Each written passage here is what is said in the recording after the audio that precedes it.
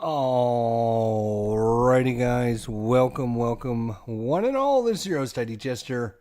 As you can see, we've got set up Folklore The Affliction story number 1 ready to go here on the channel. And we're going to get right into it. We're not going to be messing around, going through a lot of setup or anything like that, because I think kind of the cool part is if you don't know much about the characters and you don't know what's going on and you don't know anything, then you can get more involved in the story. So the only thing I'm going to tell you is who we're playing with. All right, so we've got the Witch Hunter here, and it looks like I'm going to need to tip this just a little bit up. Hopefully without destroying the board. All right. So we got the Witch Hunter. We got the Huntress. We got the Warlord. And we have the Exorcist. The Exorcist right now is currently our party leader. And each of them have their own special abilities and items and all kinds of things. This is the World Overland map. Right? This is our party icon. So normally they give us like a little token. I'm using this as our party icon. All right. And then each of our characters has a start Vita, which is basically health. So a little bit there's their Vita. And then each of them have power points, which is going to be the 6-sided dice. And each of them are going to be color coded because we're also going to be using the initiative board when we do initiative, when we have combat. So each of them have their own colored dice. The Witch Hunter is yellow, Huntress is green, Warlord is red, and the Exorcist is blue. So this way when I roll the dice, I know exactly who I'm rolling for. We also know how many power points they have. We also know how much Vita or health they have. That's pretty much it. That's all I'm telling you. The Exorcist, the Warlord, the Huntress, and the Witch Hunter. And our Exorcist is our leader of the group. Story 1. Now, I will say one other thing. If you plan on getting Folklore, and you plan on playing this adventure, obviously if you sit here and watch what happens, it's going to spoil it for you. So just keep that in mind. If you don't plan on playing, or you don't mind the story being ruined, or because, everything's going to be different because you can play with different characters. You're going to get different items. You're going to get different results. You can have different things happen to your characters. You can make different choices, right? So you might not go down the same path, but I'm just warning you ahead of time. Let's go. Everything changes. All right, so the challenge rating for this story, chapter 1, is going to be dusk, and that's going to reference part of other things that go on in the book. And our starting location is going to be the Church of the Crossroads. You can see we got our token on the Church of the Crossroads. Chapter 1, game setup tutorial. Choose a focus for each character. All right, which I've done. Each character at the bottom of their portrait card.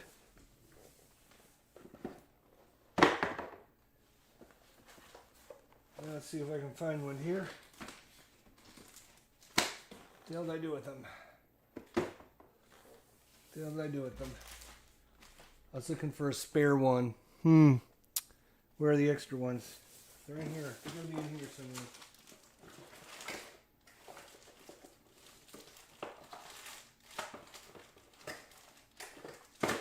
Are you kidding me? Where are all the extra characters at?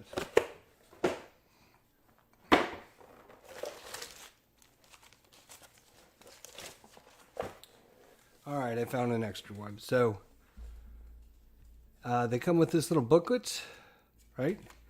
So it has a little story, and then you have a focus, either one side or the other side. And then inside it shows you your starting equipment and all your starting cards. And then location things that you can do.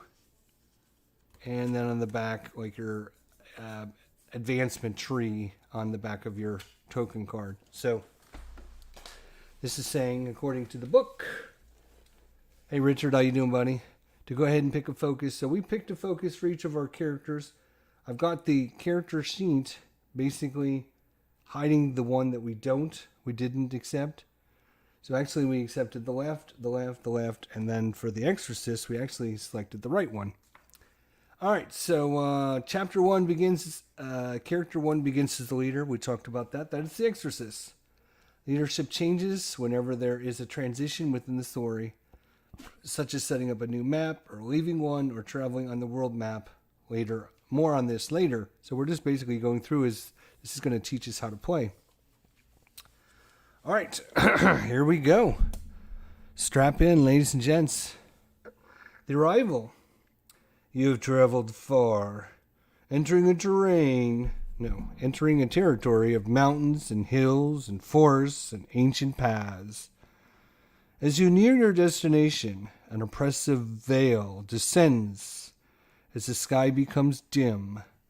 The stagecoach you hired approaches an old stone building with a belfry and enormous arched wooden front doors, whose scrollwork tells of horror and redemption.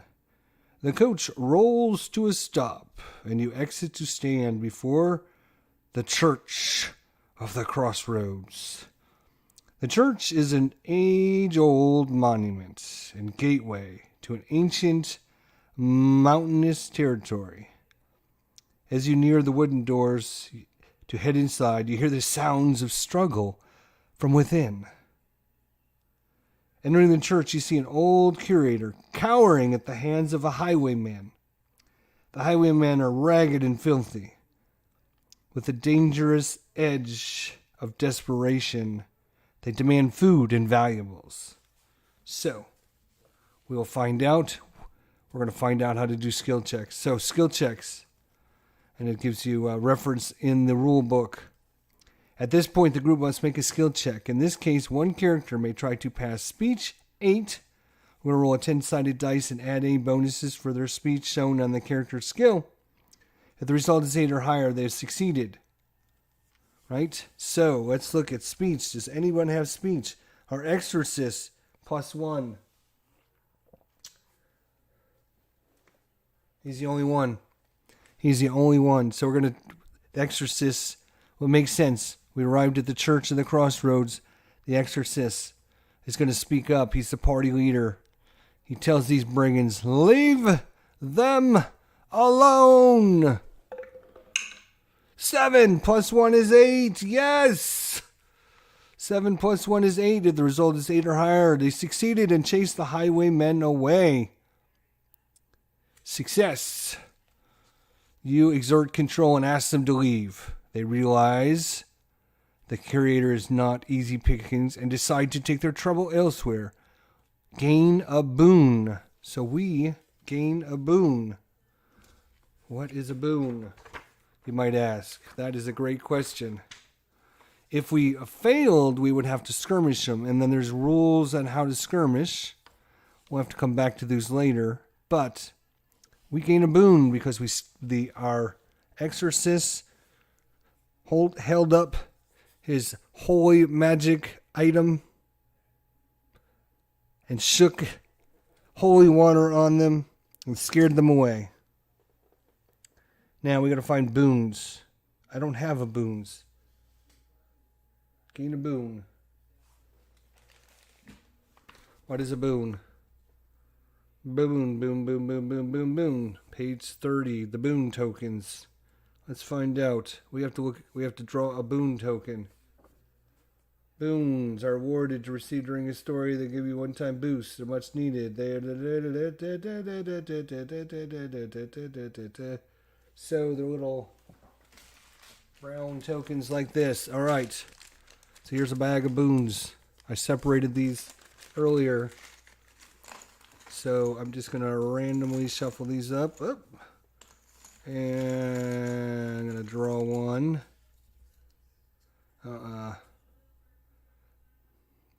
Oh, we got a expired tonic. We recover 6 Vita. Against Vita is health, basically health points. So we gained this, and it just says gain a boon, but it doesn't say who we need to give it to or anything like that. So I'm assuming we can give it to anybody. Right? Just says gain a boon. I guess he did the talking, so I guess he should gain the boon, but he's got some way to heal some people, so giving him the boon is not the greatest idea. So recover 6 Vita, huh?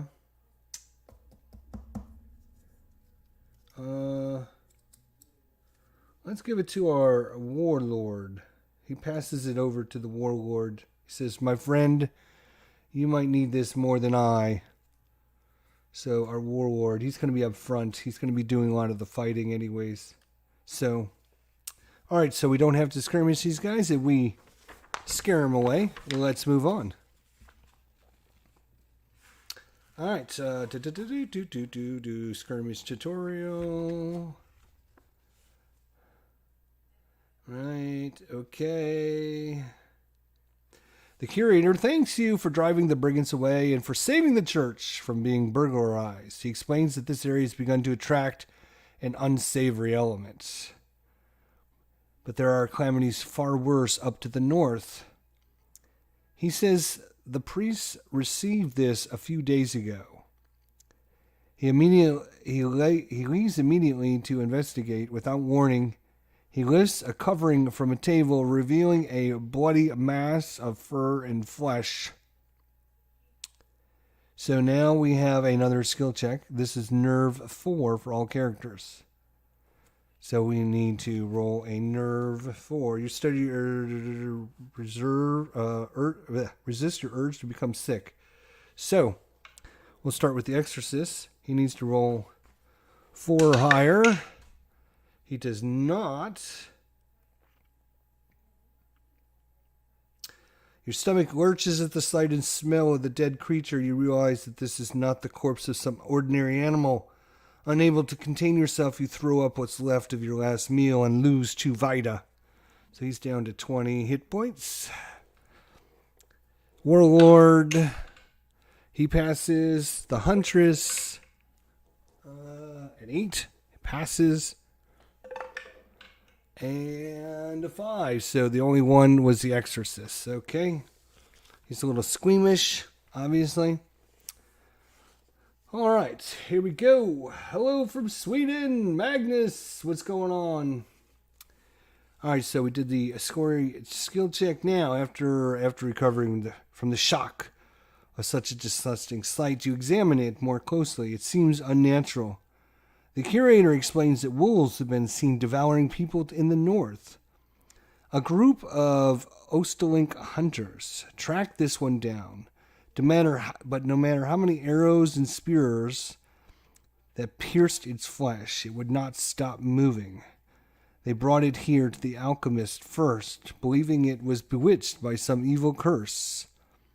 Its form shifted and changed periodically in startling phases.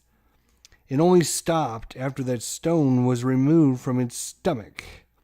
He points to a small pebble encased in glass on a pedestal near the table.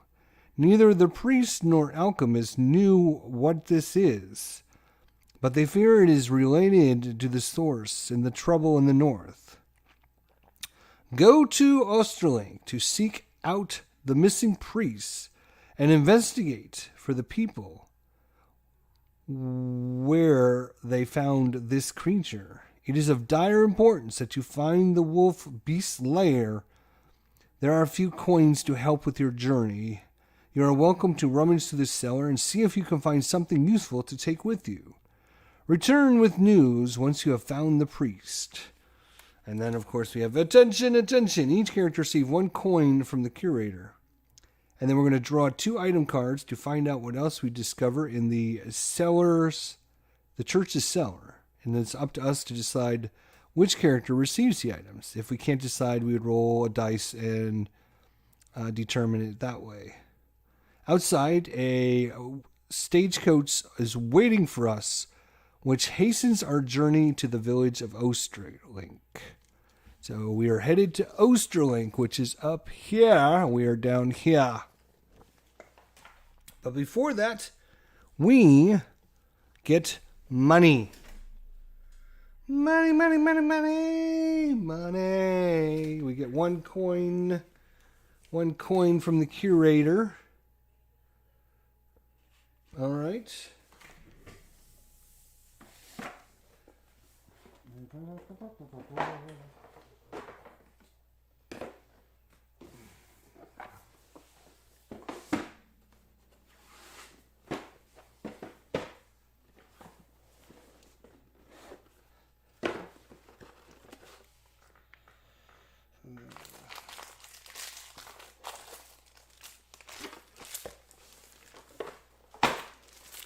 Alright, I'll have to steal these from my Dominion game. I've got plenty of coins in my Dominion game. I don't need that many. So, each gains a coin. Yay.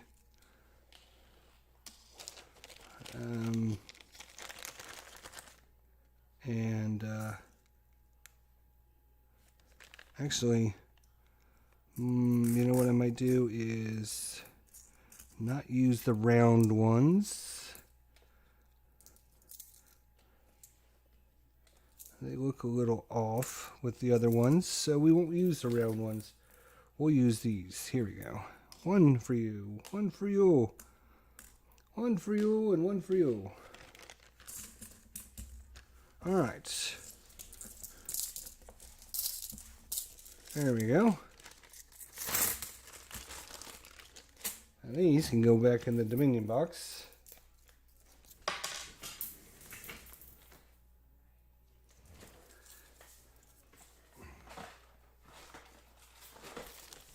As you can see, I got plenty of coins in Dominion, so when you have all the expansions. Alright. Now, more importantly, we have the item deck from both from the base game and the expansion. And so we're going to shuffle these up one last time for you guys to see what 2 items we find in the cellar that might be of value for us.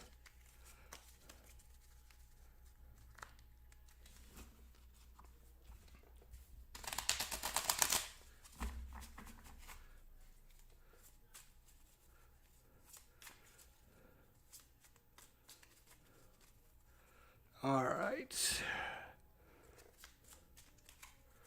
Let's just shuffle these up. There we go. All righty. Wish us luck. Hopefully we'll get 2 good items. All right, we got incense. Reroll a failed faith or cult check. And we got the Dolomite egg. Recover 4 power points. 4 power points. All right. Who uses a lot of power points? I don't know. Well, we gave him the expired tonic, so let's give her the egg. A faith or a cult check. He gets +2 to his faith. He gets +1 to a cult.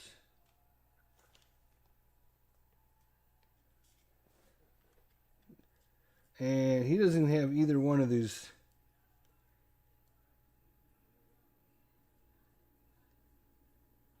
Well, I mean, it only makes sense that the exorcist has the incense, though, right?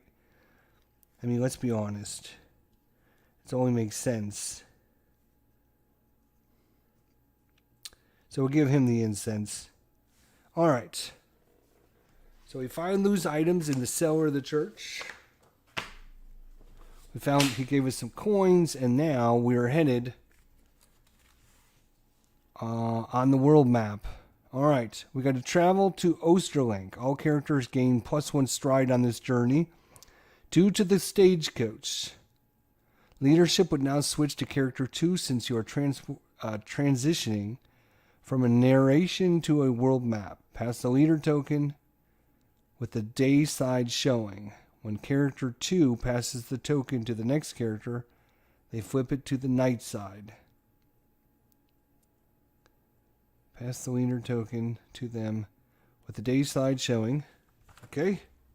So we're going to go around in a circle. Here's character 1, character 2, character 3, character 4, and then back around. Just a big circle. Alright, so it's still daylight, or it's still day. Alright, world map travel tutorial.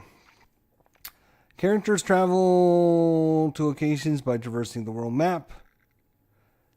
They may move via the relative safety of the road, which can still be slightly dangerous. They can also go off-road, which can even be more treacherous. During each leader's turn, they move up to the stride value, which is found in the character card. In this case, they start at the church at the crossroads. After movement ends, the leader must draw a road event and lead it out route. They are split into day and night sections. At the beginning of the story, the cycle begins with the day event and then alternate between day and night after each card. This is kept track of with the leader token, one side representing day and the other night. When somebody completes their turn as leader, they pass the token to the next character and flip it to the other side. If the group stops in a town space, no event card is drawn and the day-night cycle is reset to day for the next event card. Traveling off-road is not recommended for this story due to the danger you might encounter. If you wish to do so, please do, but if you die, don't come crying back to us. No, it doesn't say that, but that's pretty much what it's saying. All right, visiting towns. So there's a little section on visiting towns, but I should note that we are not using these rules. We're going to be using the expansion rules. And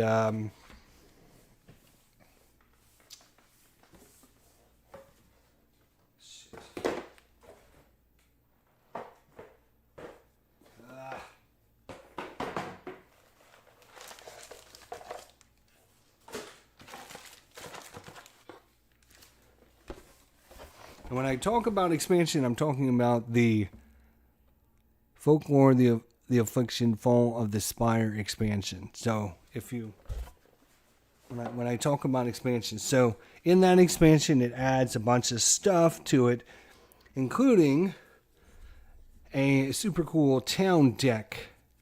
So when you get to the town and you go to visit locations, you draw from this deck and it gives you like a random encounter. So we'll be using this rule instead. It also adds the initiative board. When we see combat, we'll look at that. So kind of adds some more complexity to the game, which I think is cool. All right. So visiting towns, yeah, we can ignore that. All right, so we're going to continue to Osterlink ailment on page 5. Let's see what this says. Osterlink. All right, so we need to travel from here to there, right? So we can use the roads, but you can see it's quite a ways to get there. Now we do have a +1 because we're riding in a stagecoach. So right now, the Warlord has got a stride of 4. +1 for the stagecoach is 5. Right? So let me just make sure here. Alright, so after movement ends, the leader must draw in a road event and read it aloud. They're split into day and night. At the beginning of a story, the cycle begins with the day and then alternate between day and night. This is kept track of with the leader token. One side representing day. When somebody completes their turn as leader, they pass the token to the next character and flip it to the other side. At the group stops in a town space, no event card is drawn, right? But we already talked about that, blah, blah, blah. So continue on over here. Okay. Australink. Okay. So there is also some of these red borders which are not passable because you can't cross the mountains, right? You can't cross the river. There's a bridge here, so we could take the road and then jump into a territory. But we'll see how it goes. So, Warlord, we get a movement of 4 strides plus 1 for the stagecoach. So we're going to go 1, 2, 3, 4, 5. So, yeah, not very far. And we're right there. And I'm just going to point him in the direction we're headed. There's our party headed towards Wayland Point. If you don't go on the road and you just choose to use a movement, you just go one location. So we'd only be able to go one location and then another location and then get to there. So we might as well stay on the road. 1, 2, 3, 4, 5. There we are. And now we have this huge deck of road events. And we'll shuffle this up one last time for you guys.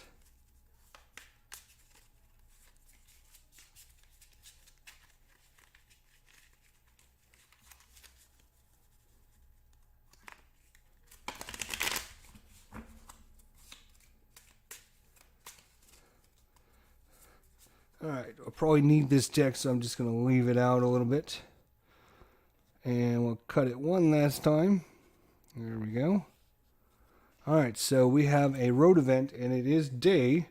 If it was night, we would flip it over to the night side. Day and night. Alright, so during the day, we have a day side and a night side. Glitter. A glitter of light along the path caught my eye. The leader must pass an awareness 7 to find an item. So awareness 7. He's got nerve and trickery, so no bonuses.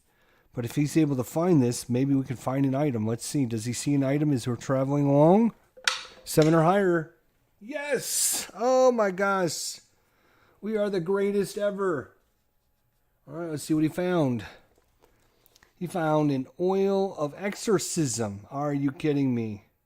An oil of exorcism. It's got 4 uses. Plus 4 damage on 4 uses.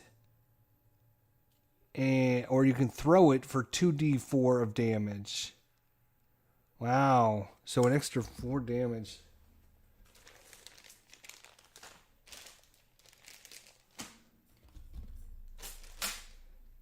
Now, I'm going to have to find the token.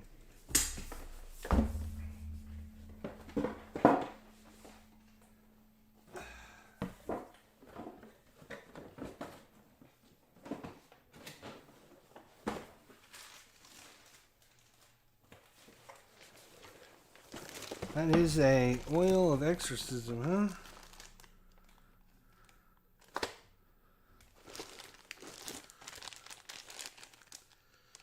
Oh my gosh.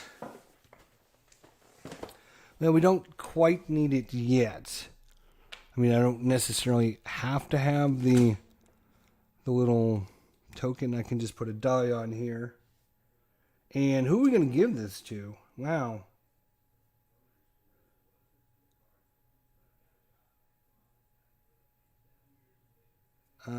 So 4 uses to add 4 extra damage.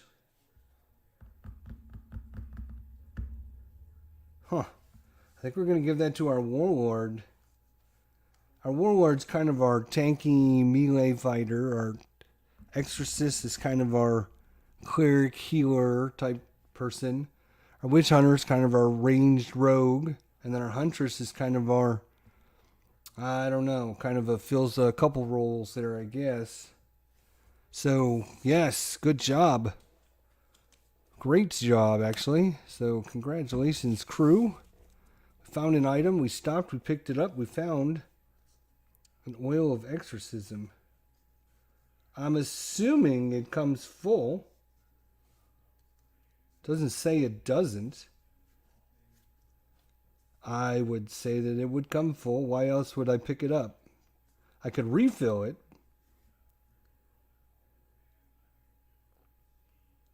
All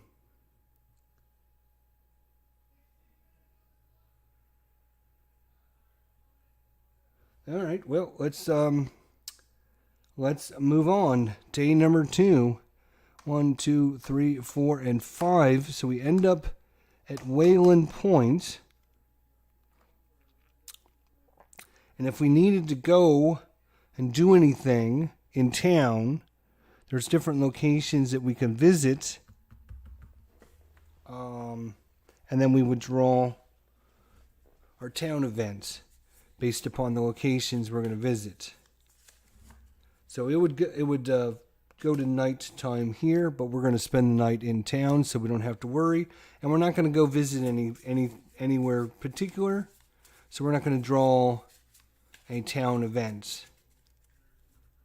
And you'll see how that works later on. All right, now we have to get still all the way up there, right? Still headed up there, right?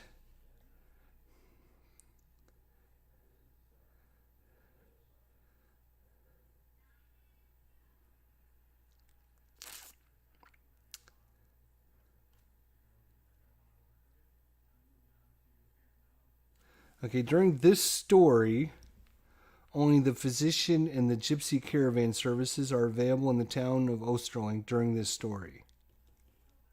In Oosterling, the streets... okay, so we haven't made it there, so we probably shouldn't read that yet. Okay. All right.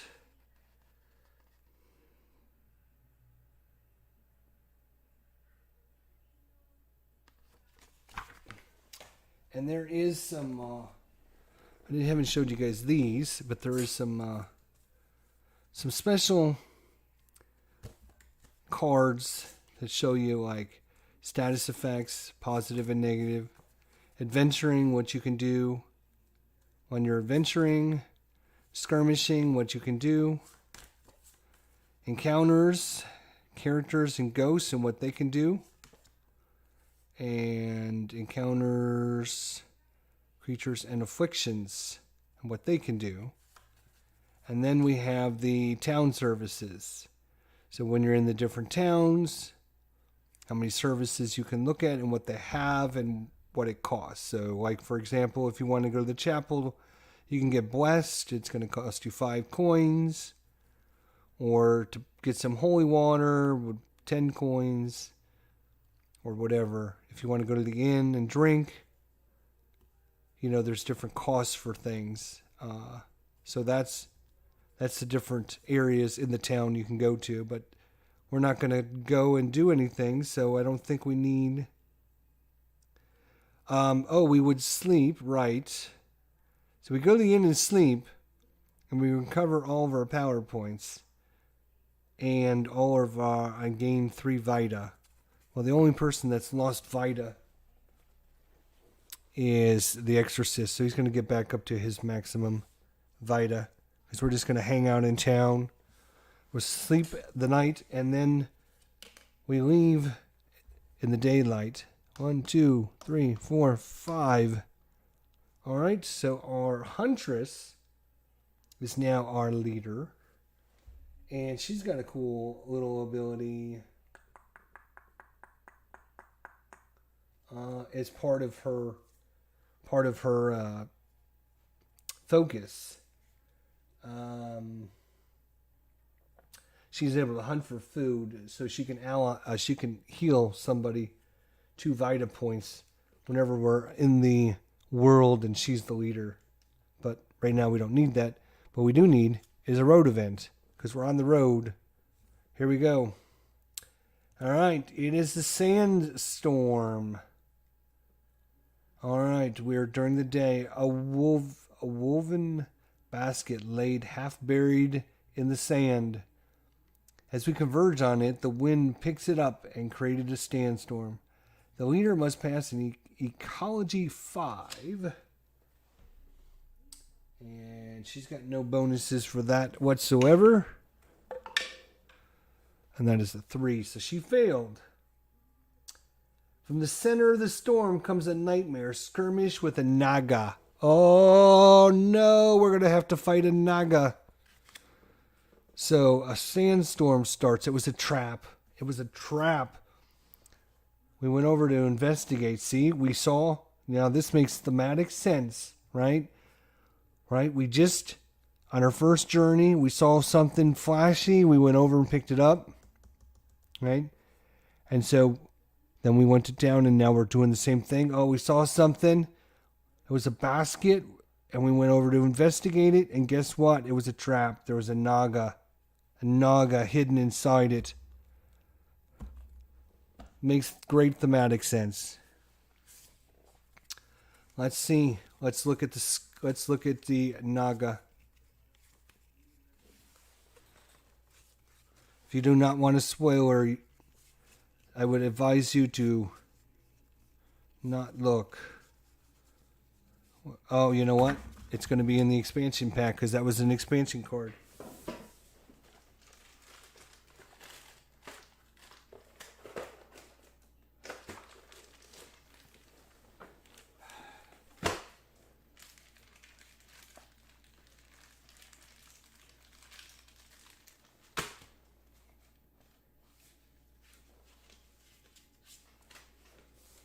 All right.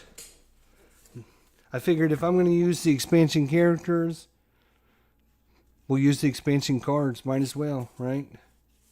All right, what are we after? Naga. Shh, I can't. Oh my gosh. Here we go. Skirmish. Boom.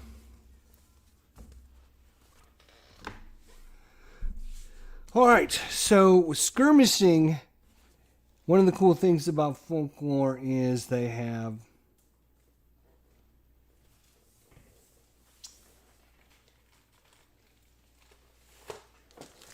got these super cool maps, you know, tons and tons of different maps for different locations and everything. And these are encounters. But they also have skirmishes where you actually fight, but it's kind of abstract. You don't use tokens and characters and everything. So let's go over the rules for skirmishing, which we missed on the first page because we ended up successfully convincing the highwaymen to leave. But let's talk about the skirmish rules. All right, so find the naga skirmish, and you will see each one of these are two-sided. This is for an encounter. And then this is for skirmish.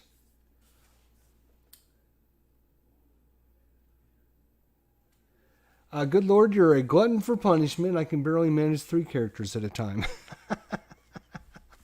Yes, sir, I am. I am a glutton for punishment. That is for sure. All right. So, so let's look at the rules here. All right, roll the dice shown on the left of the card for the number of characters in play. For example, a 4-character game, roll a d6, then determine the strength of the skirmish. Okay, so we have 4 characters, so we're going to roll a d6. So we roll a 6-sided dice. You can see that here. We have 3 or 4 characters. Roll a d6. So we roll a d6. And this shows us the strength of the character. We rolled a 3. So we will use a token to represent our enemy. What token are we going to use? Right here. No, it's a little tiny big. Right here? Yeah, that's fine. So he has 3 life. You can see above the 3, it gives us any defensive modifiers or bonuses or health or attack values or anything. In this case, there's no modifiers, so it's just normal. Basically, he's got 3 life. If we would have rolled, say, a 6, then we put this token on the 6, and he's going to be much tougher because now he's got 6 life. So, all right, so that is roll the dice.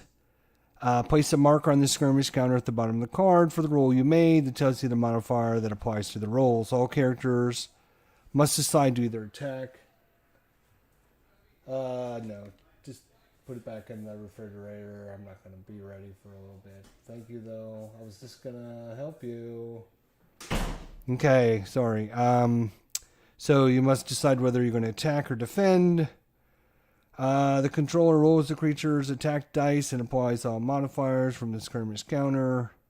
Blah, blah, blah. Those hit by the highwaymen would be affected by a skirmish power plus any modifiers. Characters roll their attack dice, blah, blah, blah. And then we're just repeat back and forth. Yeah. Okay. Well, we're going to use our initiative board for this encounter. So each of the characters has initiative. A 10-sided initiative die. All right. And then we just mark them with their tokens. So, blue is the exorcist. So he rolled a 6. So we put that there. The witch doctor. He is a yellow. He rolled a 4. The warlord. He is red. He rolled a 3. And the huntress rolled a 7. So I'm just going to put those on the board like that. There we go. Kind of like that. That looks pretty good. You guys see what I'm doing? All right. So give you back your stuff here. You can have that. You can have this. All right. Let's roll for the enemy now. Let's find out where he's going to go in the initiative. 6. So he's going to go in number 6. Boom. Okay.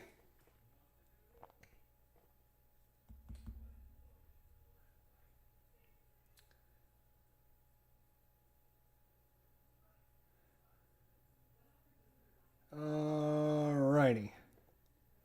So, it's got no modifiers. So going first will be the huntress. So let's just take a look here. Just want to make sure I'm getting this down right. Characters then roll their attack dice simultaneously and add their might bonuses. Blah, blah, blah, blah, blah.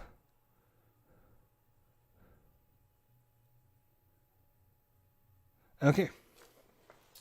I believe. So we got the huntress going first. Again, I'm using this board, which is not part of the original game, right? Or the tutorial for the original game. So I'm trying to incorporate it in and make it have sense for people. So huntress gets to go first. Now normally,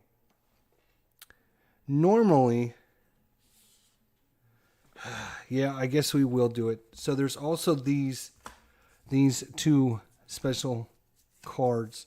There's an initiative card, right, that gives like the characters a bonus, right, if they have the same initiative number as it. And then there's a faux tactics card. And I'll show you how these work as well. So I was going to use them, but you know what? Let's just go ahead and use them. I'm not sure that they would apply in skirmishes, though. Would it apply in a skirmish? Maybe not. So we're not going to use them. We'll wait on them until we get to an actual encounter. All right. Okay, so yeah, back to the huntress, right? So in this game, it's percentile dice roll. So the huntress is going to roll percentile to attack. She's going to use her spear. And she needs to beat his defense. His defense is a 47. So she's got to roll higher than 47. Now her might is a 4. Plus 4. So she's going to add 4 to whatever she rolls. Right? Plus 4 to whatever she rolls. And she's got to beat a 47. So 43 or higher, and she'll hit him. And we rolled a 0.5, which is about the lowest you can roll. So that is going to be a big fat miss. So she misses. Whoosh! Nothing happens. So now the Exorcist and the Naga get to go. So we'll have the Exorcist go. Now, when it's tied like this, characters go first, actually, is what the rule book said.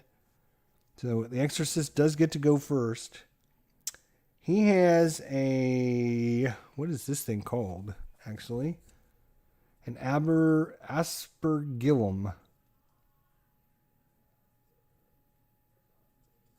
It's fillable. +5 might. And ignores ethereal absorption. And it's got the holy keyword. Or holy keyword is required. He does have the holy keyword.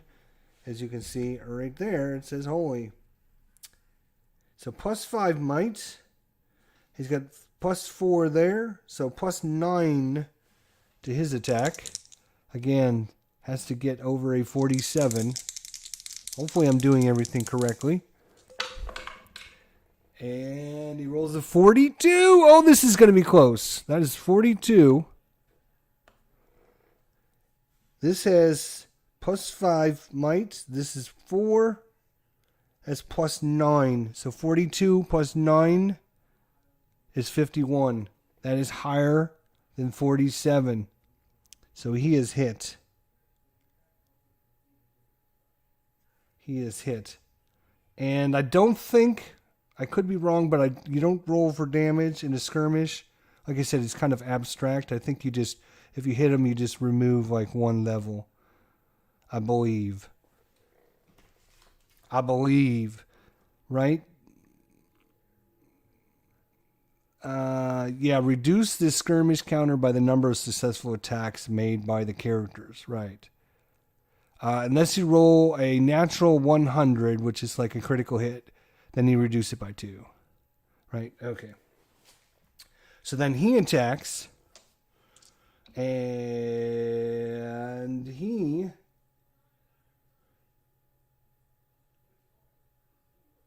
Alright, lose 1d4 Vita, and a random character that was hit receives a corrosive token. So I guess it would just be random. So we have 1, 2, 3, 4. Let's see who he's going to try to attack. 1, so he's going after the Witch Hunter. So the Witch Hunter's defense is only 38. He's got a might of 14. Oh, this is not looking good for the Witch Hunter. So +14, he needs to get a 38. And he rolls a 91. No problem there. So the Witch Hunter is going to take 1d4 Vita damage. And that, unfortunately, is a big fat 4. Blah. So he's going to lose 4. He only had 21, so he's down to 17. And he's going to get a corrosive token. Corrosive? That does not sound good.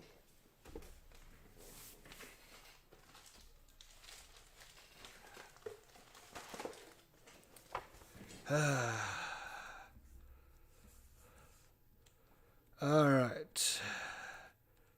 Let's see if it tells us what the corrosive does. I was looking for definition. Corrosive would be nice, because it's going to come from the new book. It's going to come from the new book. It's not going to be on...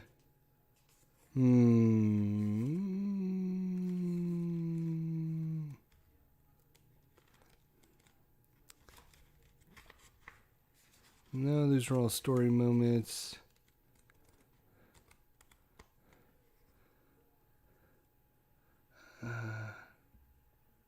Glossary clarifications, but it's not on there. I guess we're going to have to find the frickin' token. Ah!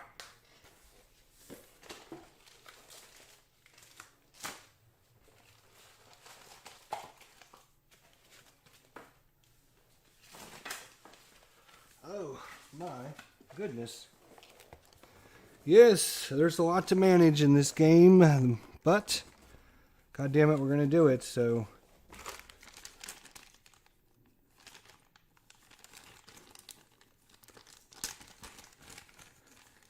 I just need to get things a little bit better organized. Wanted, infected. All right.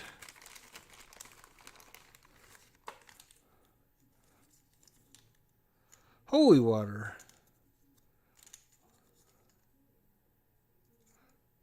We already had that one.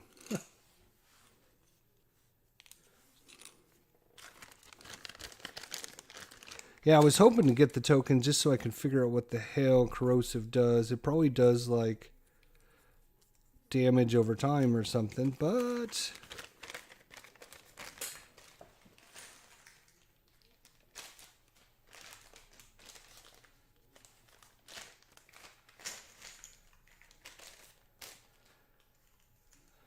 I found one.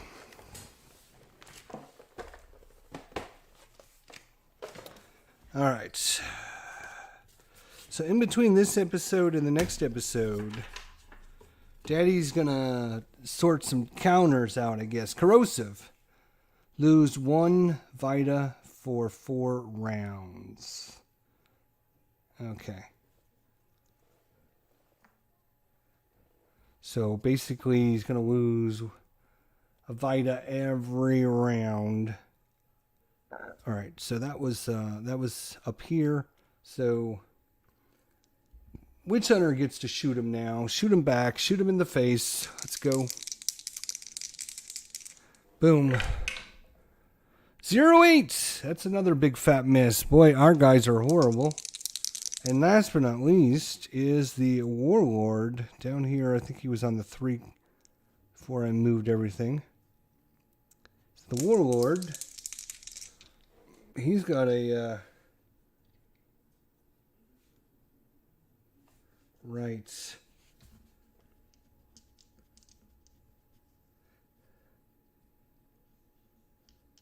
All right. Haha, 13. Well, that's 3 misses of our 4 people. That's horrible. All right, so then we'll go back to the top of the round here. Oops. Yeah. We need a token for that too, don't we? We sure do. So we'll go here. So we'll start with the Huntress. Come on, Huntress. We need some hits. 0-3. Oh my gosh. What is going on? You guys are horrible. The Exorcist. 99. So that's a hit. And he's now got -5 defense for the rest of our guys. So he will randomly attack again. 1, 2, 3, 4. It's time number 2, so he's going after the Huntress. 60. Damn, he hit. And 2 points of damage. And then both of these guys are going to take corrosive. So lose 1 Vita for 4 rounds. So they're going to end up losing 4 more Vita.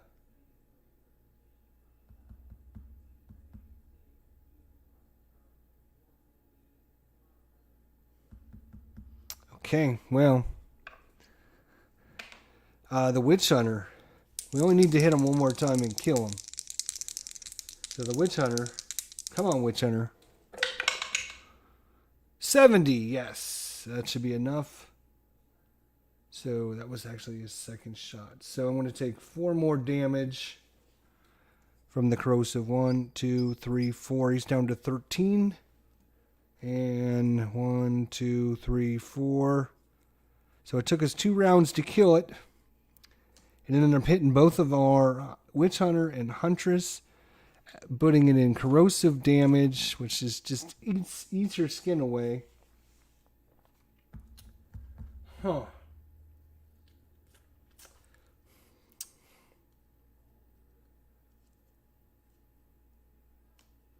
Well,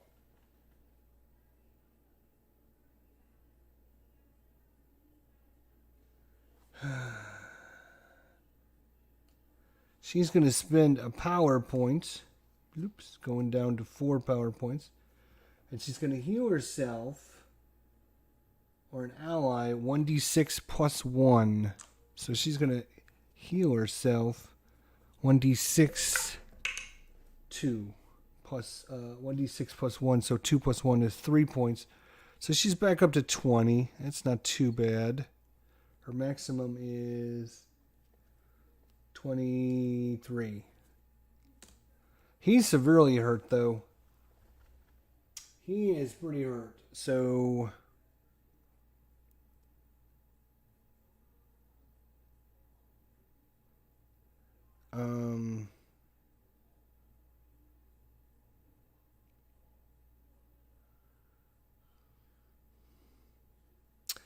the exorcist will use his purification, restore 4 Vita to yourself or an adjacent ally, and it is usable during a skirmish. So it costs 1 power point, so he's going to go down to 4 power points. He's going to restore 4 Vita. And that's going to take him back up to 17.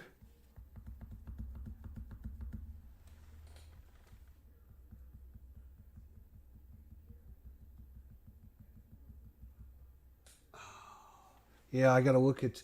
I should have looked at some of the things because he's got an ability to reroll a miss. Yeah, so I'm gonna have to keep better track. Gonna have to keep better track of everything. All right, well that was our first combat, and we did not fare well, my friends. No, we did not. I'm just saying. I don't know what they were doing, but whatever they need to do better next time. All right, so that was 1, 2, 3, 4, 5. So we ended up there. We had this little encounter.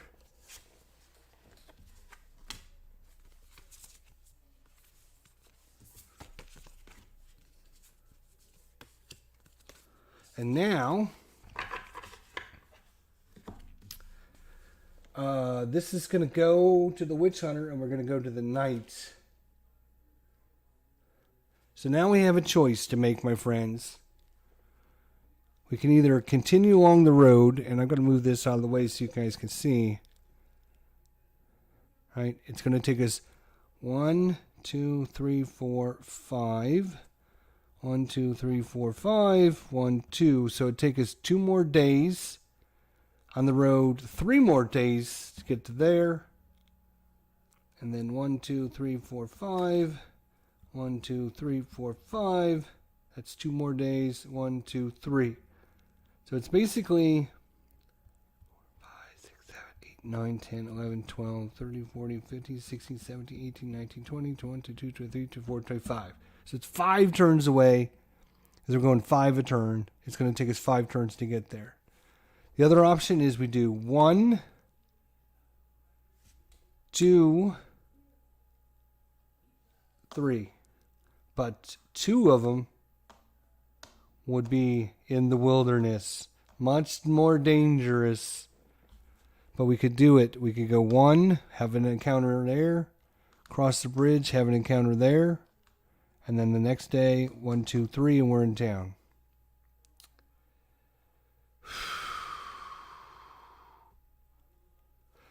You know what?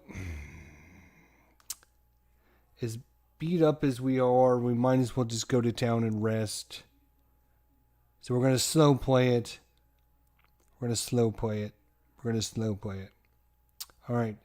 So we got a night turn coming up with the witch hunter. 1, 2, 3, 4, 5. Right there we are. Night turn on the road. Night turn on the road. Bam. Weapons dealer. We met a weapons dealer who wanted to sell us his wares. We will continue this, but I forgot something. When we killed this Naga, we get a reward. So several things happen. I almost forgot. Every character rolls a die, a 10-sided die. Oop, come here, you. And on a 0, they find an item. So let's roll for everyone. Come on. Anybody find one? 7, 3, 5, 8. No. Damn. We did not find any. That's too bad. But we also get money, coins 7. All of our guys get 7 coins. 5, 6, 7. So everyone is up to 8 coins. 5, 6, 7. 5, 6, 7. And 5, 6, 7. All right, here we go.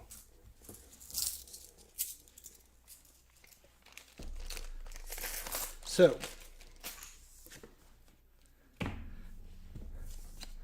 all right, back to what we were doing. Weapons dealer. We met a weapons dealer who wanted us to sell us his wares. The leader may pay 5 coins to draw the top 5 cards from the item deck, and you can purchase any weapons there. If you pay double the cost of the weapon, he sharpens it and gives you +1 permanent damage with that weapon. Problem is cost for the weapons. You can see like just the basic weapons that we have. 10 coin, 10 coin, 10 coin, 10 coin. So to get better weapons, they cost 20, 30, 40, 50, 60 coins. And we'd have to pay double that. Well, we got 8 coins each. So we're not going to be able to do that. We would have loved to get that extra damage. So that would have been huge. All right, but we're going to have to tell the weapons dealer, come back and see us next time. All right, now, past the token, we go to the day. 1, 2, 3, 4, 5. We're still on the road, but we're in the daytime. Let's see what we got here. Augur. The old man's blind eye looked within us. He claimed he could tell us our future dangers for a few coins. Pay the man 4 coins. If you refuse, you become cursed. If you give him the coins, discard or keep this card and discard it to ignore a future skirmish. Okay. The cleric is more than willing to pay the 4 coins. So he's gonna give up his coin. And I think each person could put in a coin, but I'm just gonna make it easy and just say the exorcist. So we're gonna keep this, and now we can discard it to ignore a future skirmish. Ha ha ha ha. So when we get a skirmish we don't like, and you can see, right, how things really expand for these characters and the stories and everything. Because if you look at the Exorcist, he has his Aspergillum, right, item. But you haven't even seen, he's got purification skill. He has the blessings of the cross skill. He's got holy water. He's got incense. He's got a shield of light. And now he's got this auger that we can use. So he's got 1, 2, 3, 4, 5, 6 things already for his character. Plus his special abilities over here. His bandages. Yeah, there's a little bit to keep track of. A little bit. All right. So we're going to pass this on tonight. But that's okay because we're going to stop in town and we're going to rest. So everyone's going to go and gain 3. You're going to get 3 power points and you're going to get 3 Vita points. So he's going to be back up to 20. All right. Back up to 20, 20. Oh, nope. He's going to be back up to 23. So she's back up to maximum. Yay. He hasn't been hit yet. And he is at maximum as well. So the witch hunter's just slightly wounded. His maximum is 21. He's got 20. So he's going down 1 point. So that's okay. So now this goes to our huntress. And we're going to head out. 1, 2, 3, 4, 5. Let's see what we get for the road event. This is during the day.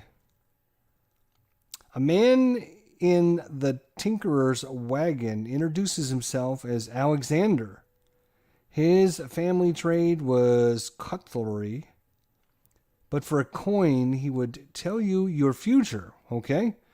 We'd roll a d6. 1 to 2, your vision blurs. We lose 1d6 vita.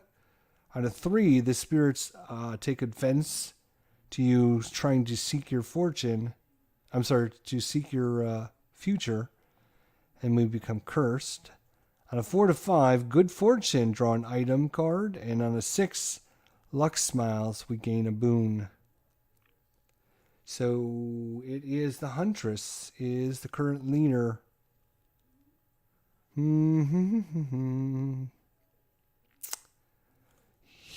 Yes, she's very excited to see what her future is. Alexander. It's going to tell us her future. Interesting. That's 2 in a row for futures. All right, let's see. We want a d6. So we want to roll high on this sucker. Come on. Hey, Cleveland baseball fan, Tribe fan, what's going on, my friend? Good to see you. Hope all is well with you, my friend. Haven't seen you for a while, so it's always good to catch up with you, my good friend. Guys, check out Cleveland Baseball Fan 879. Great channel, great guy. Does a lot of things with Rob Explanation Point as well. I watch you guys do all your stuff. I don't comment a lot, but I watch it. Anyways, we need a D6. We need something pretty high. Let's do this. No, becomes cursed now. Can she become cursed? She can. Damn.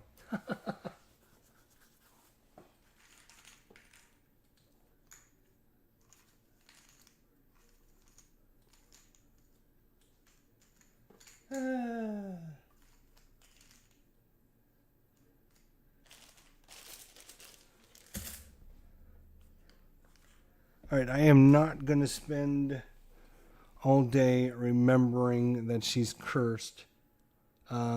There's tokens. I need to separate all the tokens so I can get them all. But I'll remember that for later on. We'll just remember that she's been cursed. And there's actually, if I wanted to, in her little pamphlet,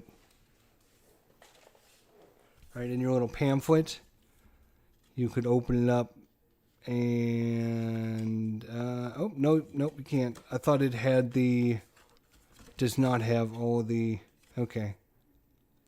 I thought it had all of the, nope, okay.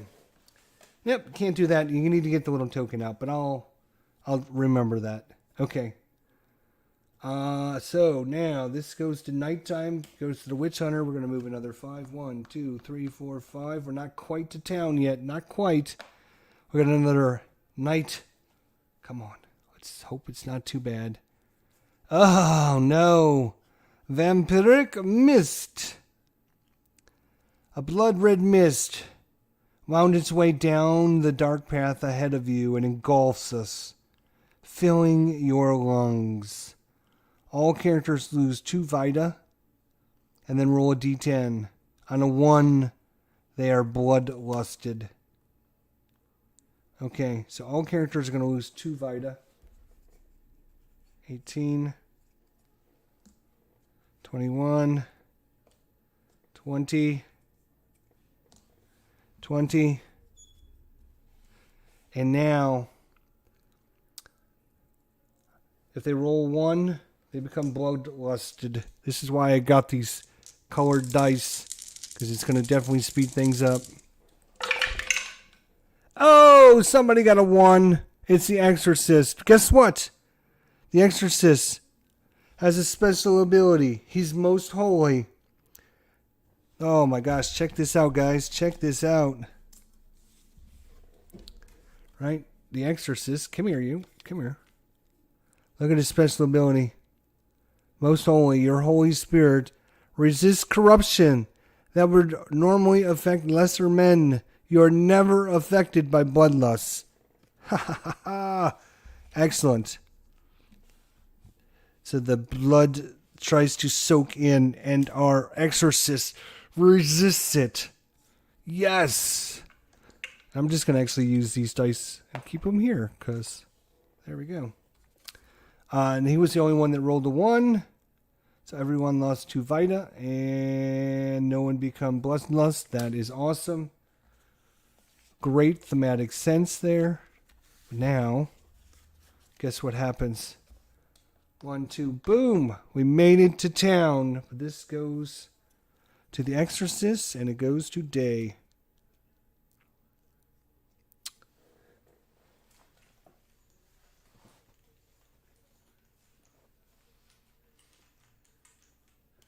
All right. We get to move on in the storybook, my friends.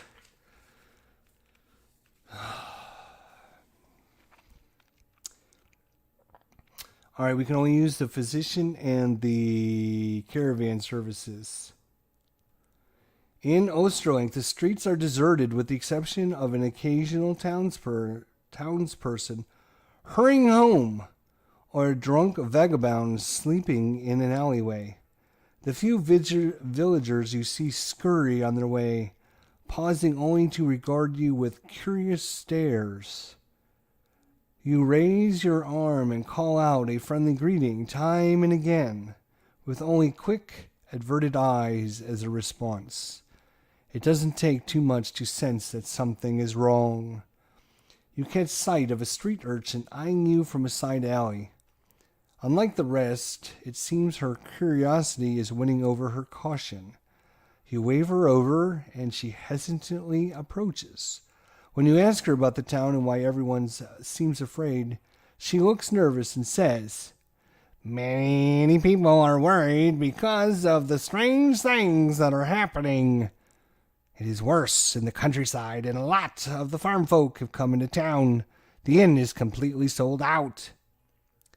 You ask the girl what she knows about wolves and the priests. For a moment she feigns ignorance. After a bribe of some food, she tells you about the many recent wolf sightings. She warns that some have claimed that the wolves seem to change in the moonlight. With a full mouth, the urchin says she knows nothing of the visiting priests, but that you might be able to find out more news at the inn.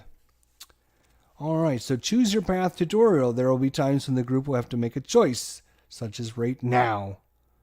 You will not know the consequences until after the choice has been made.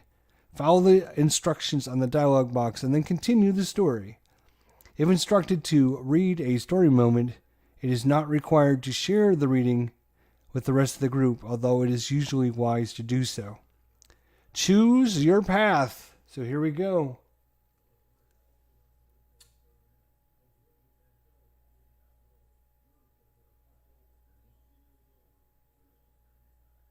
As a Cleveland baseball fan, let me stop before we get to our choice. He says, good news is that the Android has given up on its 4 gig limit on videos for now. As long as I have the memory, I can have videos for an hour long, which is good because the video I'm uploading is 72 minutes. Nice. Excellent. Good to see. Good to see. Thank you. Good info. So we need to make a choice. Choice 1. One character may give the street urchin a coin if you have one. The character may read story moment 25. If you decide to be uncharitable, the leader must read story moment number 70. So it's kind of, pick your own path type thing. Yeah, you know what?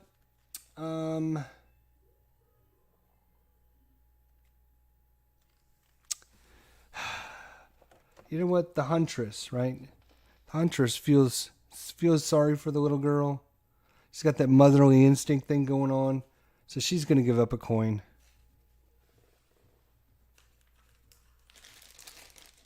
She gives up a coin. Where's my gold? Where are my coins? So, page 46. All right, I'm not going to let you guys see the rest of this because I don't want to spoil anything for you guys. What was it? Wait, what? Story moment 25 on page 46. 25. Okay, 25. Here we go. So I need to get rid of my coin.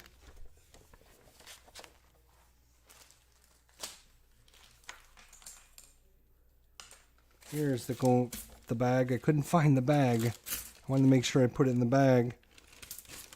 Okay. All right. So here it is. As thanks, you toss a coin to the filthy child who catches it midair and makes the shiny coin disappear quick as a blink. She turns to go, but then pauses to say, I know one more thing. The wolves like to hide in tall grass, ambushing their prey. Be careful. Watch out for them in the grass. So we're going to gain the blue story marker. The blue story markers are awards that can have effects later in the game based upon your decisions and blah, blah, blah. So we get... There is a story marker. Here it is. Looks like a little book. So you got, there's red and blue and green. And so we get the blue story marker. And we're going to give it to the huntress since she gave up the coin. You probably give it to the leader. If you're playing with people, like if everyone's playing their own character, you probably do it with the leader. But since I'm playing all the characters, I can do what I want. And I'm going to give it to her. There you go. All right. True to the ancient words, the inn is bustling with people and heated conversation. Most of the patrons look like farmers, with the occasional merchant in the crowd. The room grows quiet as you enter, as you sense that you're not welcomed. The innkeeper speaks. What's your business here? You tell the crowd that you're looking for information, specifically about the missing priests and the strange wolves that have been giving the town trouble. The innkeeper growls, We don't know anything about a priest, and we can take care of a few wolves without any help from the likes of you. His words are fierce, but you sense several of the patrons look panicky. Ignoring the others' uncertainty, he continues, We have no room here. You can have a drink, but afterwards I suggest you move on. We have a story skill check coming up. Trickery 7, a random character. As you stick around attempting to gather any information from the ground, it appears that not everyone is happy with you being there. A bottle flies through the air right at you. And a random character is going to be...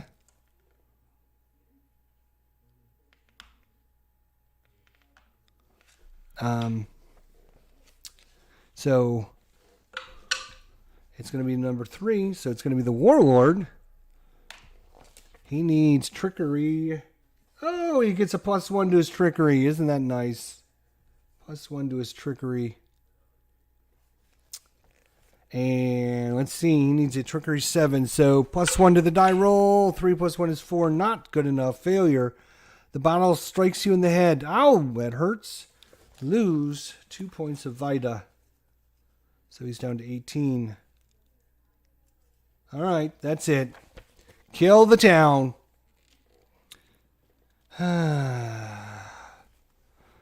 right, the assault by the crowd has upset you. They're gaining confidence, having made the first move. They are now getting ready for a good old-fashioned bar fight. We can choose one. If you decide to calm the crowd to prevent somebody from getting hurt, read story moment 37. Or if you decide to teach the peasants a lesson for being uncooperative, read story moment 58.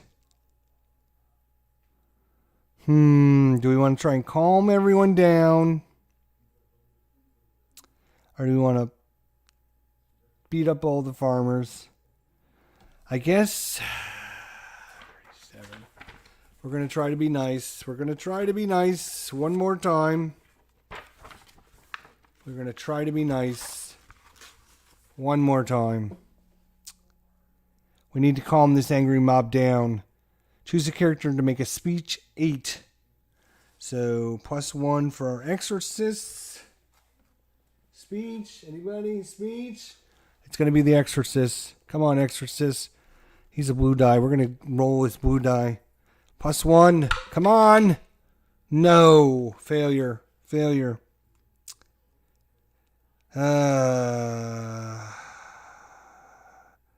We got a skirmish and angry mob.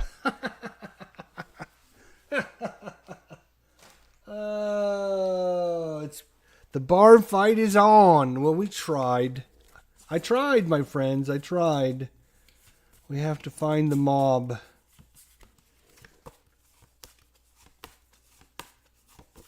Look at all the different kinds of characters and monsters and everything that you're going to be.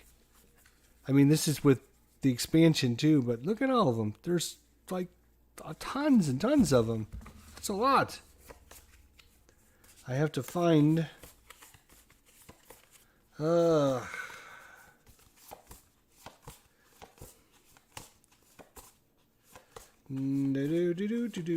Angry mob. Here we are. All right, angry mob. We are going to skirmish it. So with 4 characters, we're going to roll a d6 again. Nice and low would be good. 3. All right. Well, that's could have been better. 3. So it's got +1 damage, -5 might.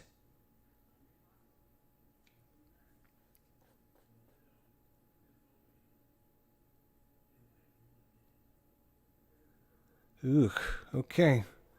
We are going to need to kick some butt on this. So we only have to do three hits on him. Defensive 42.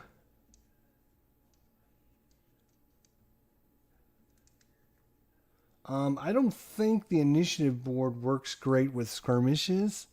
I'm going to have to reread the rules and stuff. Maybe you only use that with encounters. So we're just going to do skirmish kind of normal way and see how it goes. So the witch hunter.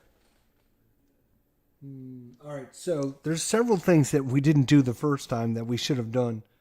So the warlord, at the start of combat, before making your first attack, he can just gain 2 Vita. Or you can spend a power point. He can spend 2 power points to gain 5 Vita. And that's what he's going to do. So he's going to go down to 3. He's going to gain 5. 18, 19, 20, 21, 22, 23. So he's back up to maximum. All right.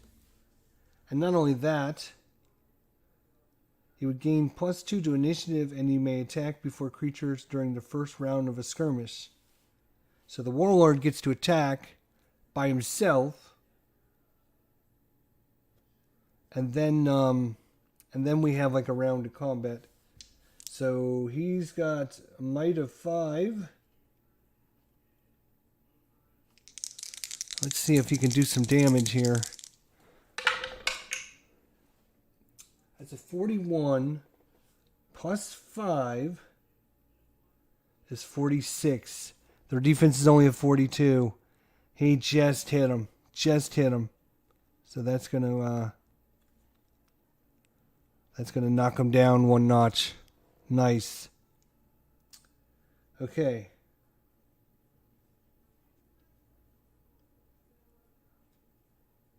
So yeah, he's got the Ancient Art of War. Before Gain +2 to initiative, and you may attack before creatures during the first round of a skirmish.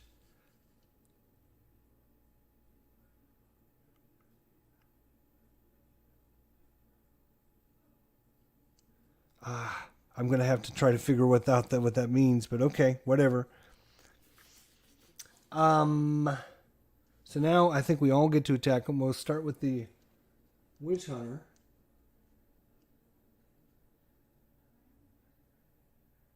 So he's got a might of 4. Focus. Let me see. I need to see what that focus.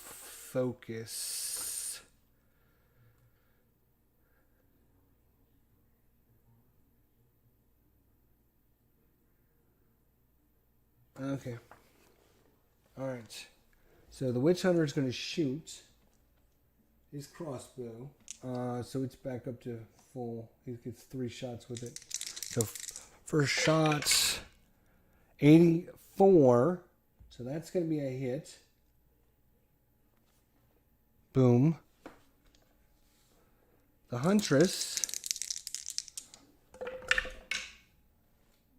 That's a 0-8. She misses. The Warlord. See, I'm just wondering. And you may attack before creatures during the first round of a skirmish. So maybe the skirmish is all at the same time.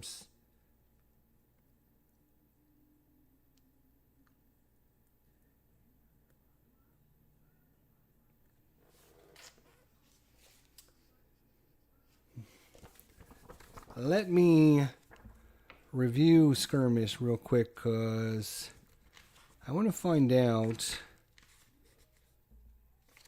It doesn't seem like something is happening correctly with skirmishes.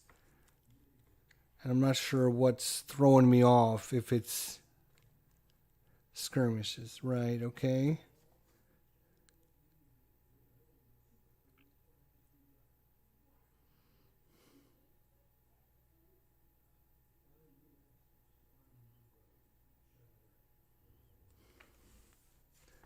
The creatures. All right, skirmish resolutions go determine strength, places skirmish counter marker, characters attack or defend, and then the creature's turn. Then it's the character's turn. Okay, so I see. Okay, I see what's going on. Okay, so normally they attack, then the characters attack. Because the Warlord's got this ability, he attacks, then these guys attack, and then the rest of these guys would attack. So he wouldn't get a second attack. He just gets to go before them on the first round. Okay, I got it. So over to the Exorcist now. And it's cool that I just dropped that die. All right. Mr. Exorcist, would you like to kill them? You know what he's going to do? He's going to use a PowerPoint. And he's going to use a PowerPoint and restore 4 Vita to yourself or an adjacent ally, and it is usable during a skirmish. And I believe that's going to go to the Witch Hunter. So he's going to go up to 21. All right. And I believe skirmishes, right?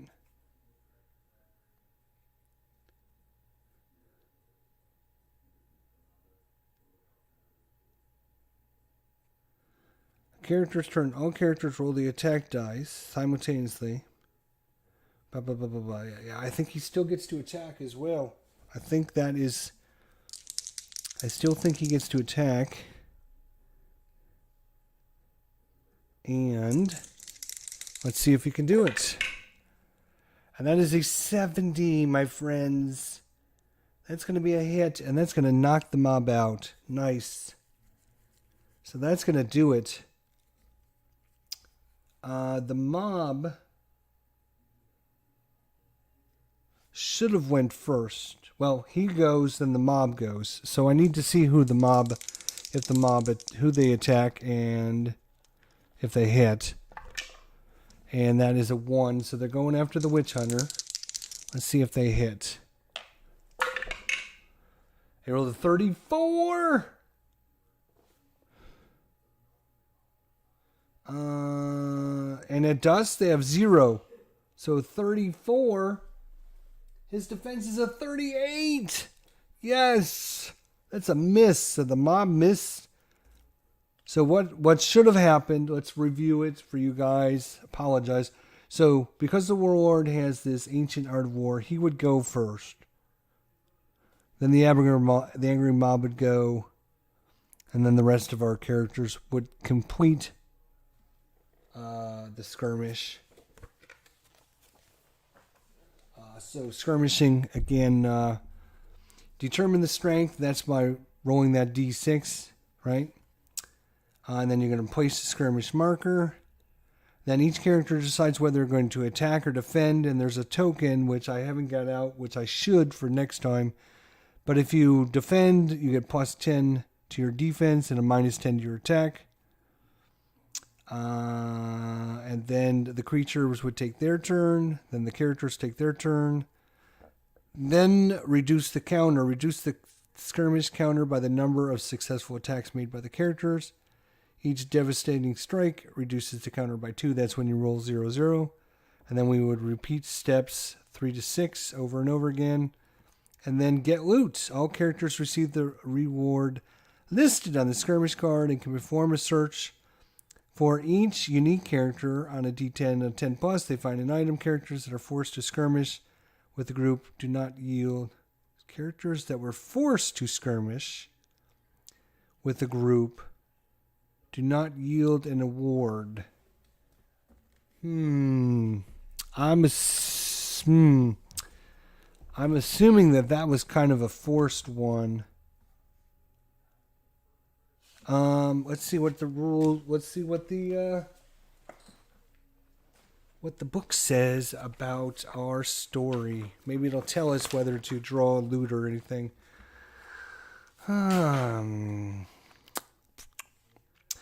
The tension leaves as quickly as it escalated. The villagers are scared. It explains their short fuse. But what is more surprising is how defeated they seem once they've calmed down, as if they believe no amount of fighting will help. After peace is restored, a farmer finally approaches you nervously and says, "Your priest passed through my lands, inquiring about the way to Nurian's Hollow. I told him of a shortcut, I know. A day later, crazed wolves came down out of those hills, devouring my livestock and attacked my family. We ran here to Osterling to find help. But everyone's too scared to leave town. If you agree to destroy the wolves, I will show you the shortcut." Dun dun dun dun. All right, the path you choose the path below will lead your group down alternate story paths. One will lead directly to an encounter, while the other will have other consequences. To ensure you do not miss any of the tutorial instructions, they are listed here.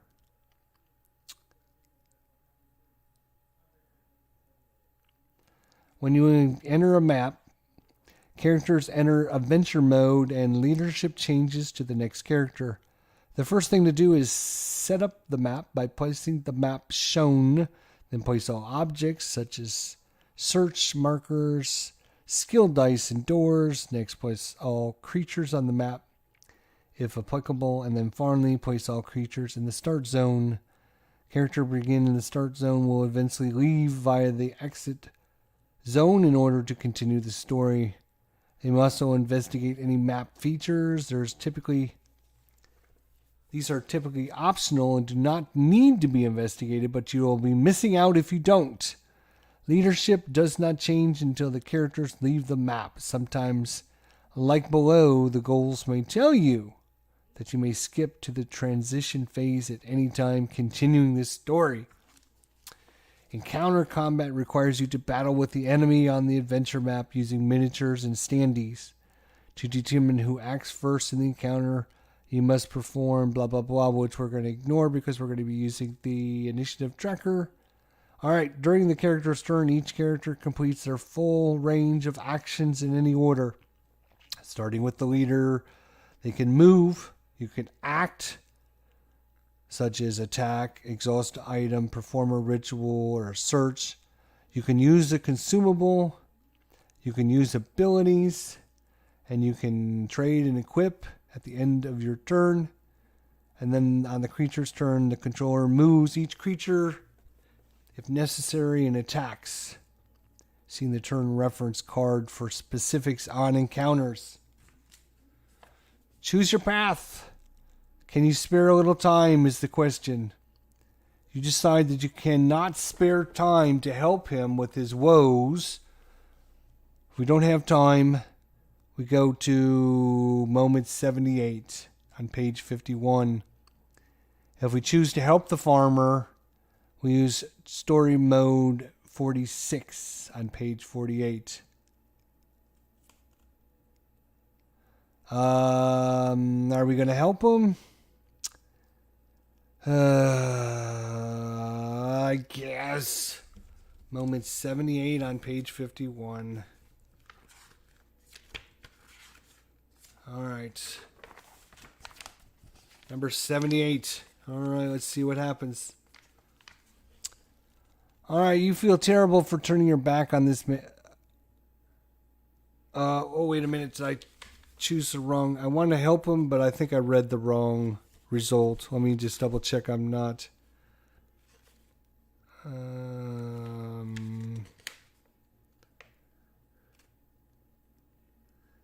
46 on page 48. Sorry. We have to go to 46 if we want to help him out. 46. All right, here we go.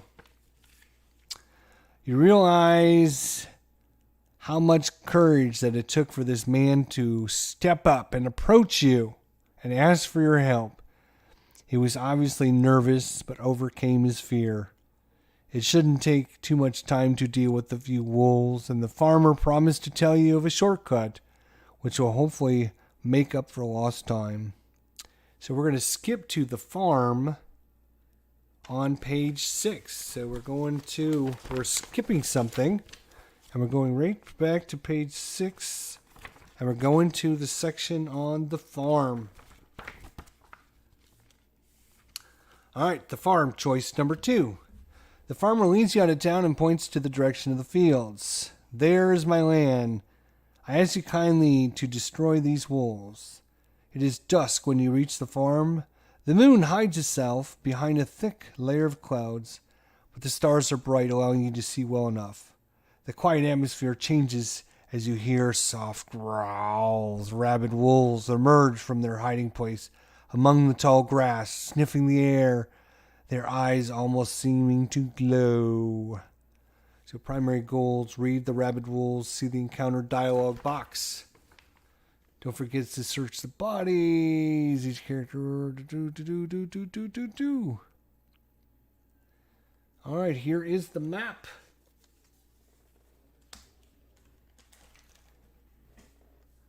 Now we're going to move these out of the way. It is map time, my friends. It is map time. We're going to use standees. We're going to have miniatures. The world is going to be a crazy place here in a minute. All right. Where is the map?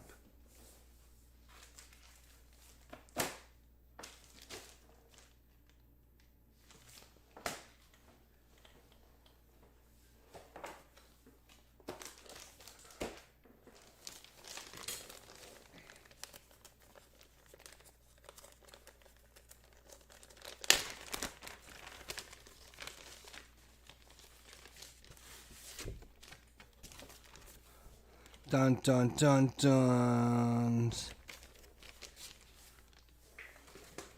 Okay.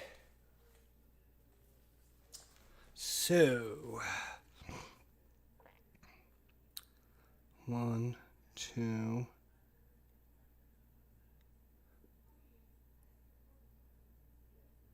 Okay.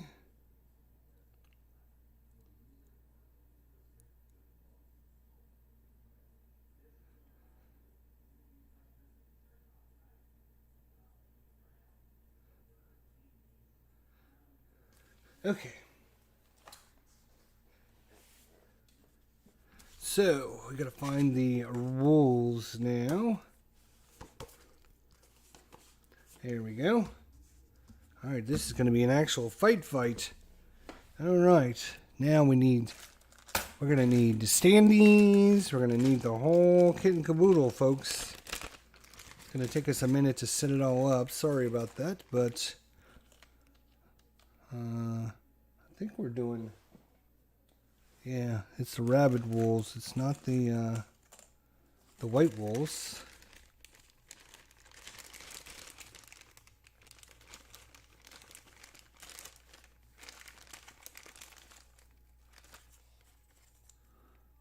So, like, seriously.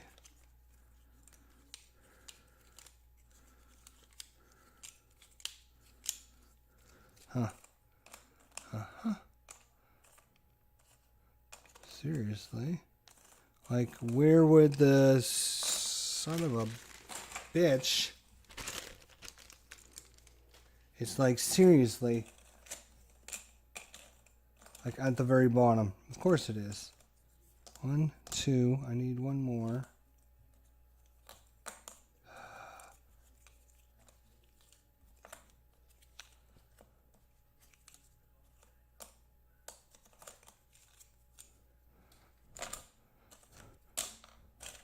Uh-huh.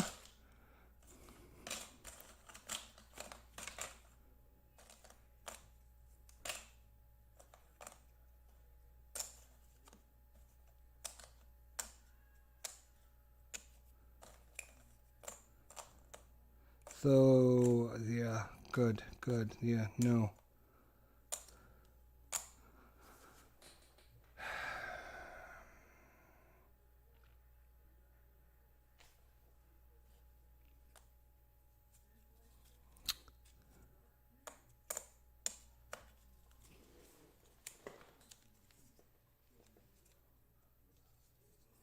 Mm-hmm.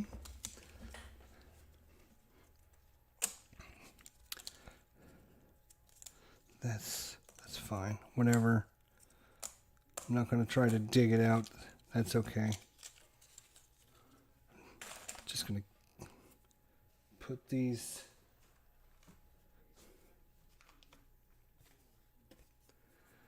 Okay.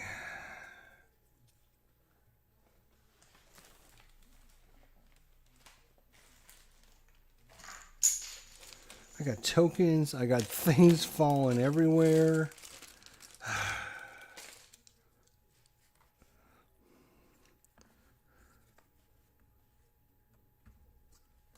All right.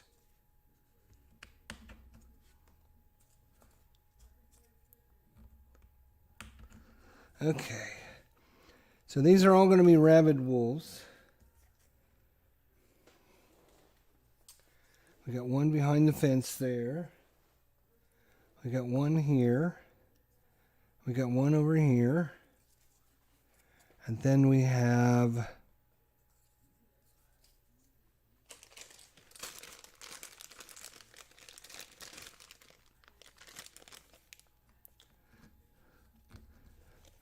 All right. I'm just going to put this here for now. I mean, there's tokens that you can use for this.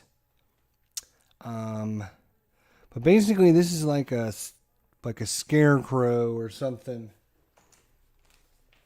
right? That we can interact with.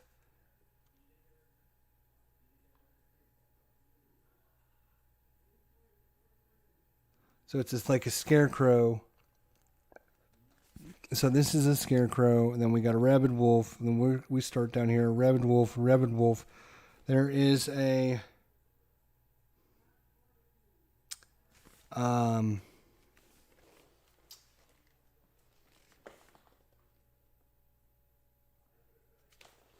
basically like a search location in the well. All right, let's set our characters up. Here we go. Let's get it on.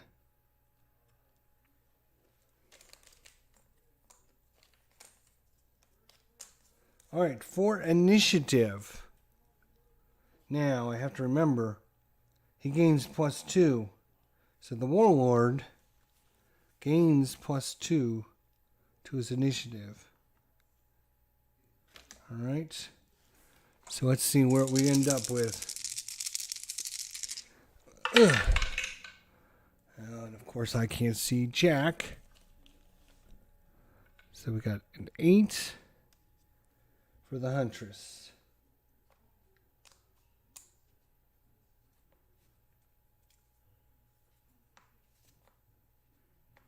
Alright, so the Huntress is 8. The Exorcist. He's blue. He rolled a 4. He's down here. The Warlord. He gets a +2. He rolled a red. He rolled a 1. So he's a 3. And then the Witch Hunter, which is yellow, rolled a 5. Not great rolls, fellas. Not great rolls. Okay. So that is our initiative. Now we have A, B, and C.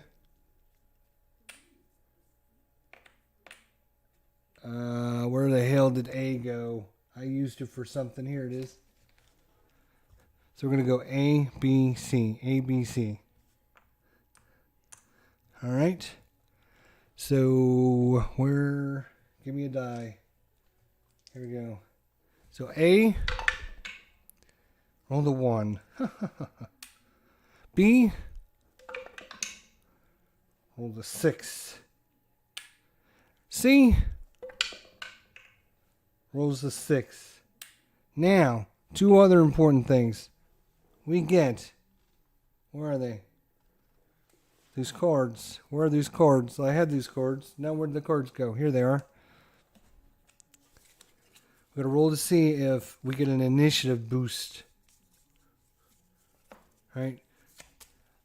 I'm only going to draw it if it ends up on one of our characters. So let's see. It would end up on number 9. We don't have a character on number 9, although the Huntress can move there.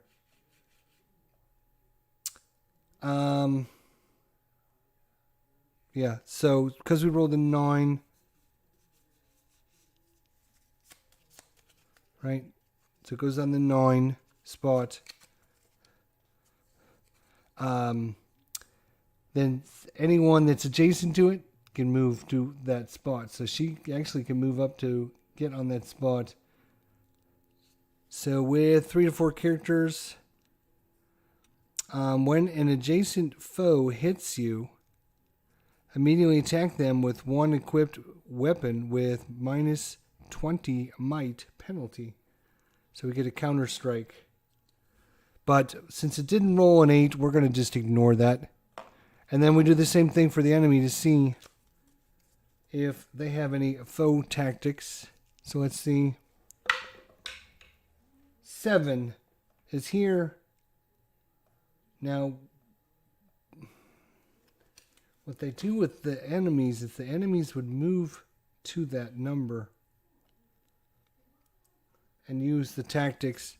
So, all right. I guess, all right, whatever. What is their tactic? We have 4 to 5 characters. All foes in Aura 1 lose 1 Vita at the start of your turn. So these 2 have an aura about them. Oh, great. All right. I'll have to remember that. And that's not A. So this guy doesn't, but this guy and this guy does, which is great because he's the white wolf. The other two are the rabid wolves, so that'll be easy to keep track of. All right, so we have 4 characters, so each one of them has 21 hit points.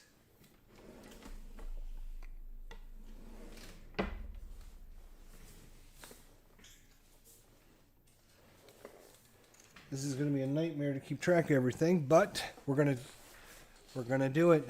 That's what we do. That's what we do.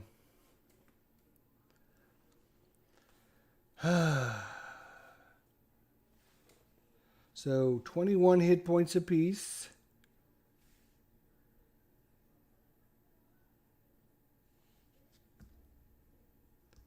All right.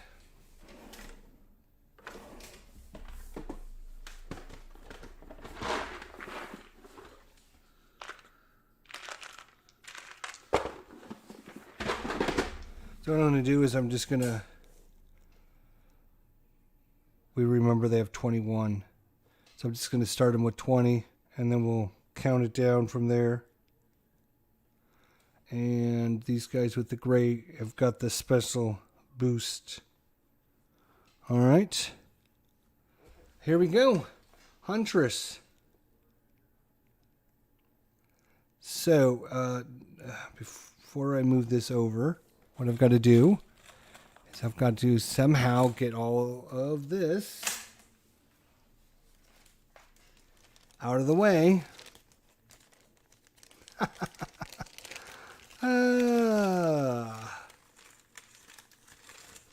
I mean, I could have read the story ahead of time and got all the pieces out that I was going to need, but that would kind of break the immersion, right?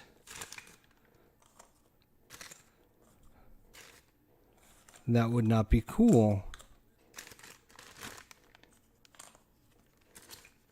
So we're just going to have to go a little slower to get the pieces out. And I apologize. All right. Can we put this over there now? Is there enough room?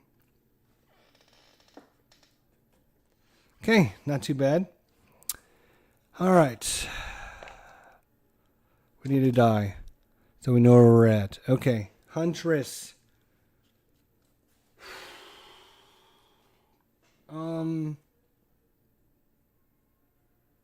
So at the start of combat, before making your first attack, he is going to spend... He's going to spend 2 power points. Bloop. He's going to gain 5 Vita. So he's going to go up to 28. So in case he takes damage. Alright. Alright. So I wanted to make sure I got that done before combat started. Now, what can you do? Alright. So the Huntress. What does she do?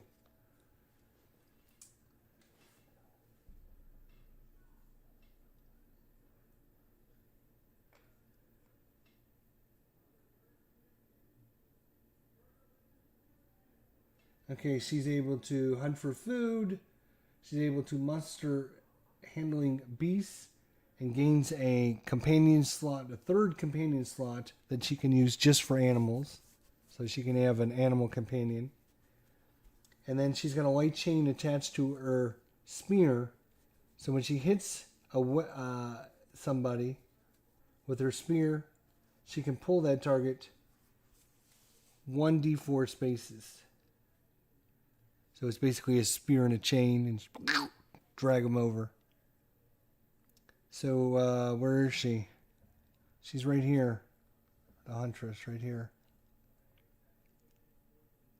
So how do we want to do this? She's going to go 1, 2. And then she's going to target this white wolf right there. Now, she gets to choose one foe as a prey. She's going to choose this guy as her prey item. And there's a token that I could have and put it on the board, but I'm not going to search for it. We're just going to have to remember the white wolf is her target, is her prey. So she gets +5 to her attack against it. And She may target a foe in sight with a spear-type weapon as a free attack and do an extra 1d4 damage once per fight. So this is all passive. She doesn't need to spend any points to do this. This is all passive power. So she chooses that. She's going to choose this guy right here. And now she's going to try to kill it. Try and do some damage to it. Alright. She's got her barbed spear.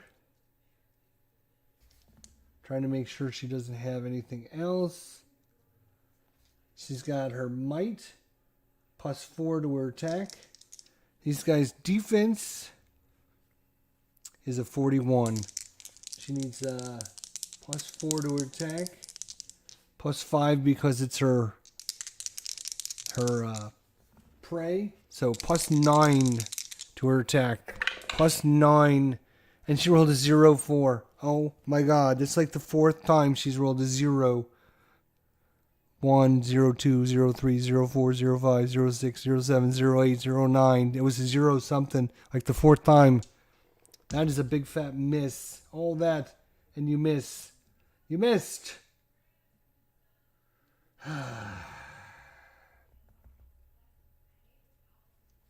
Alright. B and C. That's the rabid wolves. They have a move. Stride of 5. This guy can only go 1, 2. He's got to go around the fence. 1, 2, 3, 4, 5. He's coming for us. Brawr. Now the other rabid wolf.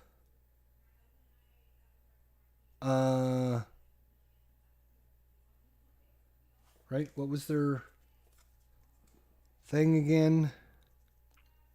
Fortified characters, all foes in their aura lose 1 Vita at the start of your turn, right? If you start adjacent to them, they're slowly gonna, because they're rabid wolves. That makes sense. That makes such somatic sense. But this guy's gonna be able to, he's got to move 1, 2, 3. Actually, before he moves, we're gonna see who he targets. Again, always 1, 2, 3, 4. 1, 2, 3, 4. I'm not going to keep saying that over and over again, but 4. So he's going to try and get to the Exorcist, which is right here, which, again, that makes thematic sense. Might as well go after the closest guy. 1, 2, 3, 4. Rawr. He's going to try and bite the Exorcist. So, the Exorcist defense, 36. And the wolves at dusk are actually a -5. So a -5 to their attack. Alright.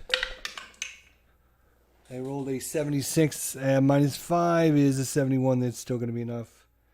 So what they do is you look at the single digit to see what they did. In this case, it's a 6. So that's a hamstring. The wolf jaws rip at your hamstring. We're going to lose 1d4 +1 Vita and become immobilized. Unless you make a check of immobilized to 5. So 1d4 +1 damage. Oh my god. I've rolled almost every time a 4 on this dice. That's crazy. Stupid thing. So 4 + 1 is 5 damage. Good lord.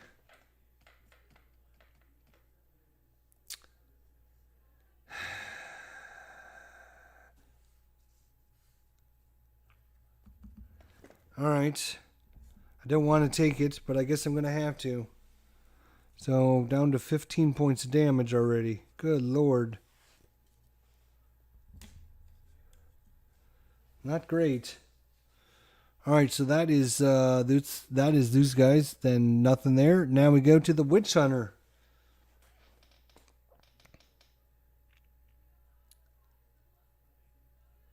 So the Witch Hunter, he has a stride of 4. He's going to go 1, 2, 3, 4, because he does not want to be adjacent to anybody because he's a range shooter. Ping, ping, ping, ping.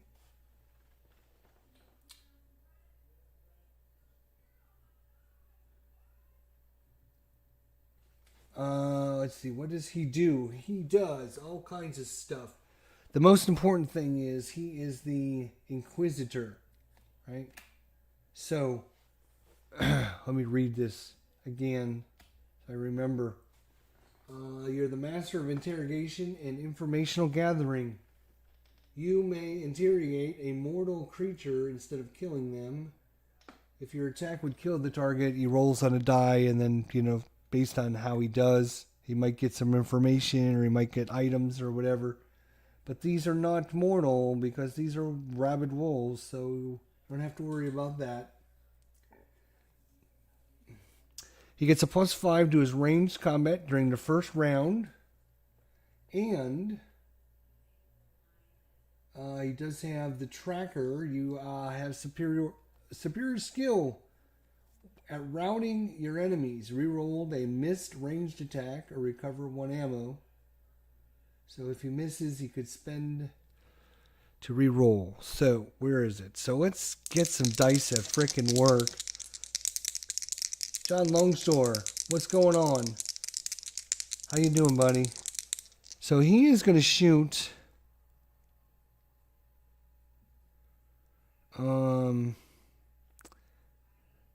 He's going to shoot at this rabid wolf right here. So he's going to plunk him right there. He gets a +5 because it's his first round of combat. And let's see if he can hit him. That's an 83. Yes, it is. That is going to be a hit for sure. So he gets a 1d4 +1 for the weapon. His damage bonus is a +2. So he's a +3. And does he get anything else? I don't see anything else. And now I rolled a 1, of course. So 1 + 3 is 4 points of damage. So this guy was at 21. He's down to 17. Damn. 17. There you go. All right. So that was the Witch Hunter. Down to the Exorcist.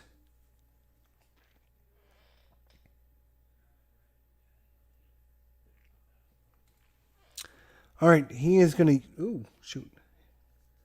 He is going to use a power point. He's going to go down to 3. And restore 4 Vita. So he's going to go back up to 19. And now he's going to try to pummel this thing with its Astrogillum. And maybe throw some holy water on top of it. Come on, hit him. That is a 39. He's got a might of +4. And what kind of creatures are these? These are nature. So he doesn't get a bonus to that. So, shoot, is he going to be, what's their defense? 41. He's going to be close. He rolled a 39 +4 is 43. That's just enough. Wow, he got him. He got him. Just got him, but he got him. That's all that's important. He got him. All right, damage is 1d4. And then I'm going to use some holy water to add 2 extra damage. And the Exorcist damage bonus is +1. So 2 + 1 is +3. Hey, I rolled a 4 again on this dice. All right. So 4 + 3, that is 7. And he's down to 10 hit points already. Nice. And anything else? Nope, done. All right, to the Warlord. All right.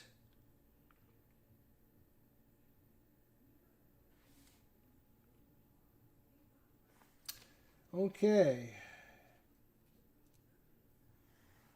He is going to move.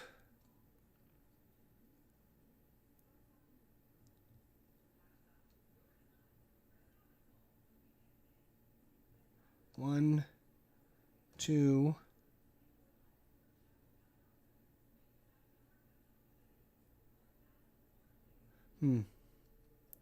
Trying to decide. Do I want to go after these guys, or is it better to like knock one of these guys out? I think it's better to knock one of these guys out. So 1, 2, and then he's going to go after this rabid wolf. Now the Exorcist, when he started his turn, he was inside this guy's radius, so he should have taken a point of aura damage. Sorry, missed that. I'll have to remember that. So the Warlord did not start his turn inside that, so he does not take that penalty. 1, 2. And now he's going to try and kill this guy. Let's hope he can. Alright, Warlord. He +5 to might.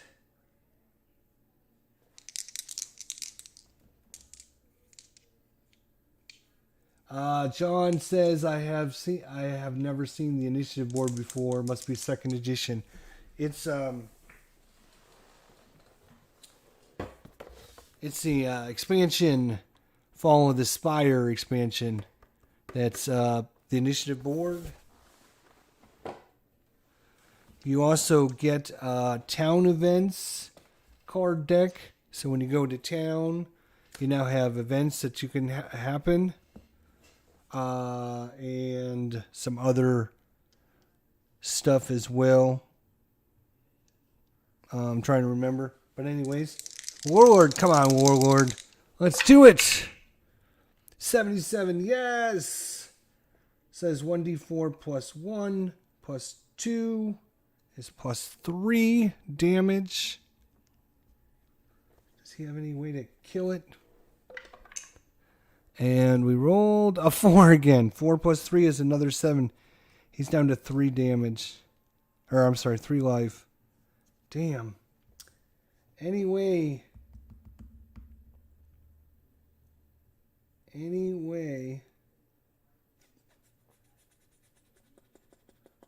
Yeah, and with the initiative board, John, the characters get these faux tactic cards. Or the enemies get these faux tactics, and the players get these initiative bonuses. And right now the only one that gets the bonuses are B and C. Okay, so now we're down to A, which is this wolf here. And we got to see who that wolf wants to target. Player number 3 is the Warlord, which makes sense. He is going to go 1, 2 to come attack the Warlord here.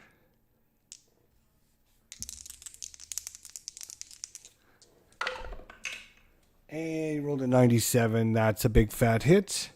And a 7 is going to be the wolf's hamstring again. So 1d4 plus 1. So 2 plus 1 is 3 damage on the Warlord. 3 damage. 1, 2, 3. And, right, we got to check for immobilized. And I forgot to do that on the Exorcist when he got bit. But the Exorcist never moved, so it didn't matter. But let's see if the Warlord... Nope, he made his check. Immobilized 5, so he has to roll at least a 5. He rolled a 7, so he's not immobilized. So we don't have to worry about that. And now it is to top of the turn, which is the Huntress. So the Huntress, she's doing fine with hit points.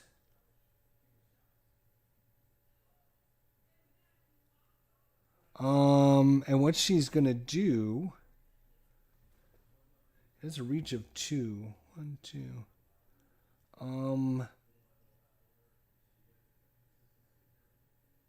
What she's going to do is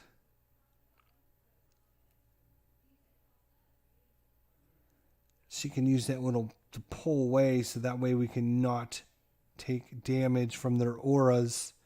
Because right now we're going to take a lot of damage from auras.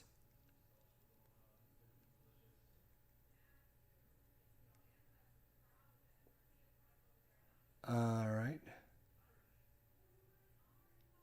So she's going to go 1, 2, 3, 4. No. 1, 2, 3, 4.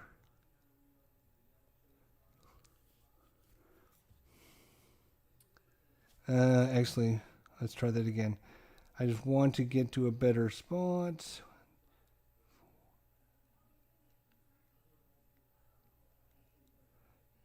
1, 2, 3, 4. 1, 2,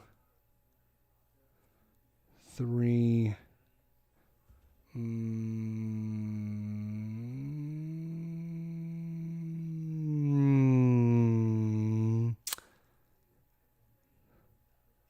4. No, 4. No. She's got to stop there, actually. All right. So now she's going to...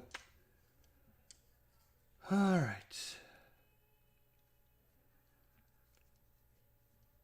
So she is going to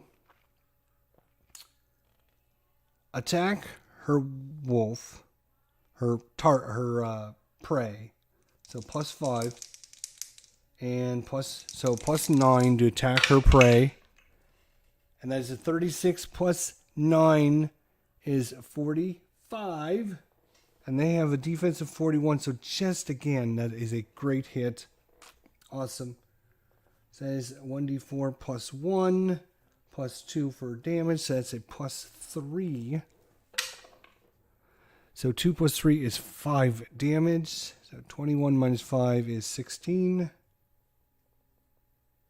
16. 16.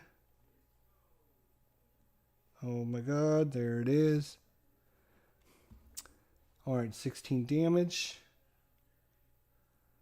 And now she's going to activate her. You may target a foe in sight with a spear type weapon as a free attack with a 1d4 damage once per fight. So she's going to try and stab this guy right there as a free attack. This is a freebie. Once per fight. 60. Got it. Excellent. So this is a 1d4 damage plus 2. 4 again. 4 plus 2 is 6. So he is down. 21 minus 6 is 15. So we're whittling these guys down. And because of her hunter-gatherer, you have a light chain attached to your spear. On a successful hit with a spear-type weapon, you may pull your target towards you 1d4 spaces. And I can pull them up to 3, and I'm just going to pull them 1 space. Actually, 1, 2, 3. Sure. Don't think it matters, but okay. All right.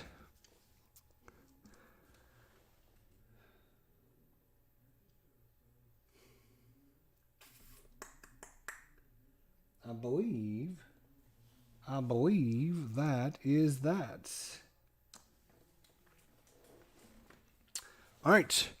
Next, it's going to be the rabid wolf. And the rabid wolf. So the rabid wolf is going after the exorcist again.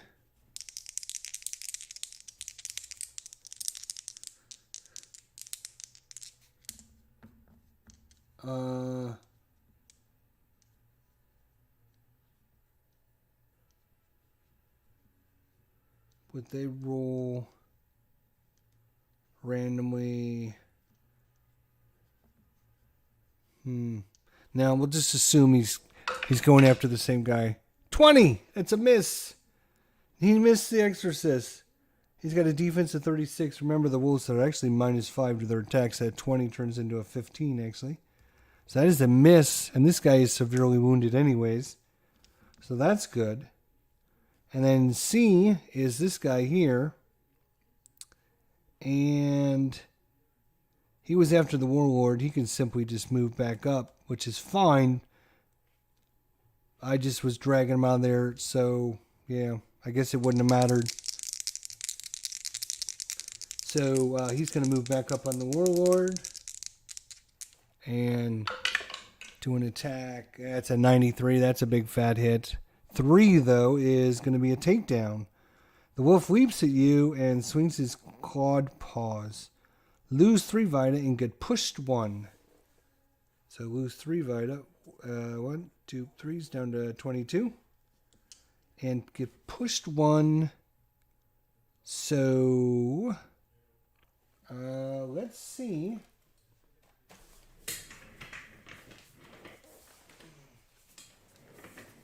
How is that going to come into play? Because,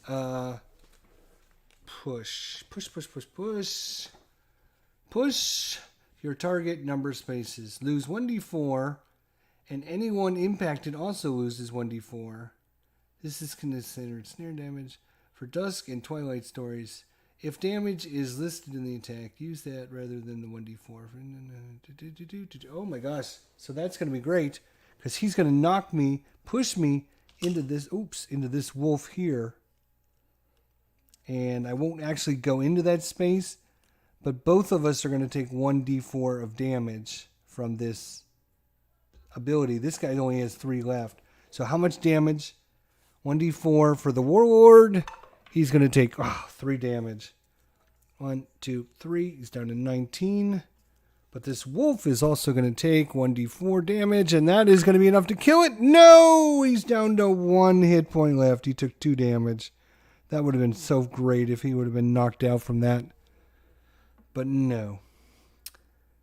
Alright, so that is the wolves. Now we move down to the witch hunter. Alright. So the witch hunter is going to go 1, 2, and he's going to interact with that scarecrow. He's going to interact with the scarecrow. And he needs to roll a check. He's going to investigate the scarecrow. You can only do it during combat. It's a map-based skill check. And he's going to roll it. He needs ecology 5. Does he have any bonuses for ecology? He does not. So he needs a 5 or higher.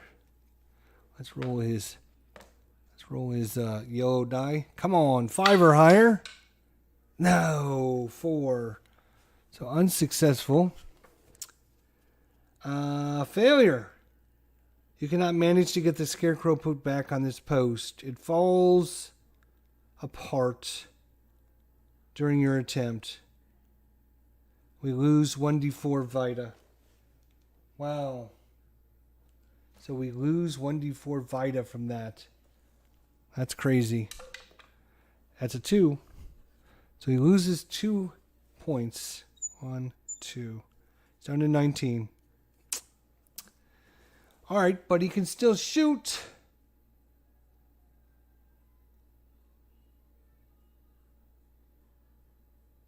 Once again, the witch hunter did not start in the ore, so we don't have to worry about that. Okay, and now the scarecrow, we can just put it down and disregard it. Okay, he can still, interacting is not, I believe you still can take your attack. So he's going to shoot this rabid wolf. Let's see if we can get rid of it.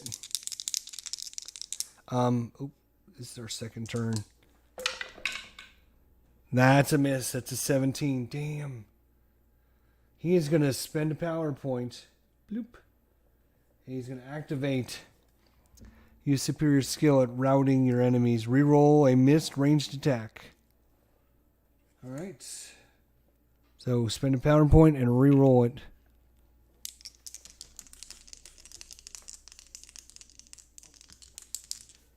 Come on. That is a 0-9. Ah, failure. Yep, not much you can do about that. All right, next, Exorcist. Now, Exorcist starts next to the rabid wolf, so he's going to take a point of damage just from standing there. Now he's going to try to pummel this thing with his aspergillum. And that's a 68, and that's going to do plenty of damage. He's only got one left, and that's going to kill the rabid wolf. Gone. Yes. All right. One of the three. Okay. Just need a little bit more. Okay. And now he's going to move 1, 2, 3, 4 after his attack. Next to the white wolf up there.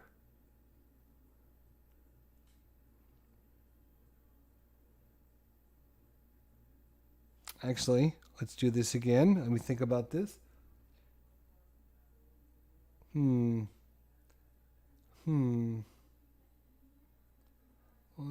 2. Nope, he's going to go 1, 2, 3, 4. He'll be adjacent to the white wolf and the huntress. And the reason he wants to do that is so he can restore. He's going to use another power point and restore 4 Vita to himself or an adjacent ally. He's going to give... Oh, no, she's full. Okay, well, disregard. We won't use that. She's full. It's the witch hunter. The witch hunter that needs help.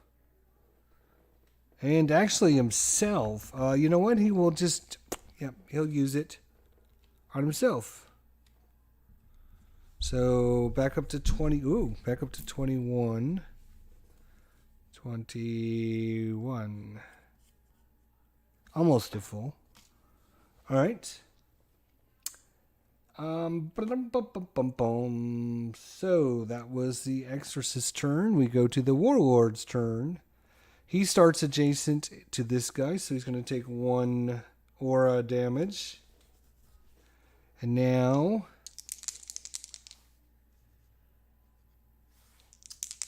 Oh, I forgot he had a wooden shield, which gives him +4 to his defense. Right. So his defense is 37 plus 4. 41. I'll have to remember that. 69, that'll be a hit. He's going to do 1d4 plus 1 plus 2. So 1, 2, 3 damage. 4 again, so that's 7. And he's down to 8 points left.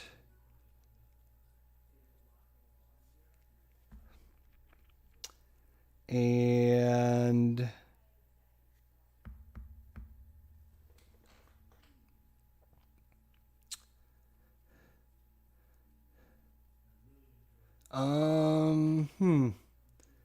Yeah, I don't think he's going to be able to use his special ability there. He could use the oil of exorcism. Gives him plus 4 damage. You know what? He is. So we're down to 3 uses. So this guy's down to 4 life left. All right, on to the winter wolf. And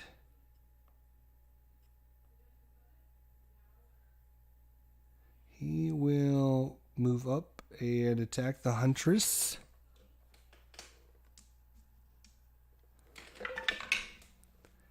That's a hit. An 8. 8, 9, or 0 are vicious bites. Your flesh is torn by a mouth foaming with blood and pus. Lose 4 Vita and become sickened. You can resist it with a sickened 4 check, but lose 4 Vita. This is the huntress. So she's down to 17. We're doing fine with hit points, to be honest. We got plenty of healing as well. We got bandages. So sickened 4. She needs to roll. She's got nerve and trickery are her 2 things. Oh, archaeology and awareness as well. Sickened 4. All right, she's green. She needs to roll at least a 4. She did, so she doesn't become sickened. And that's good. She just takes the damage from the vicious bite.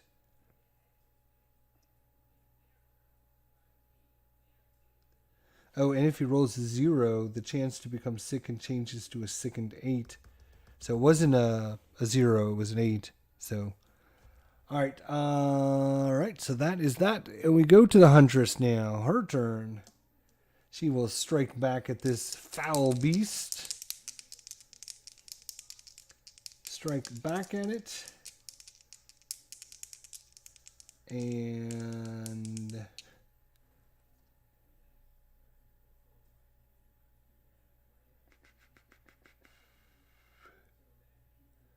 all right.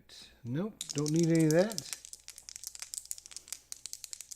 We're just going to stab it in the face, I guess.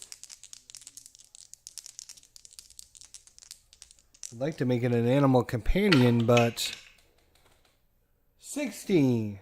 That's a hit. So that is going to be 1d4 plus 1, 2, 3.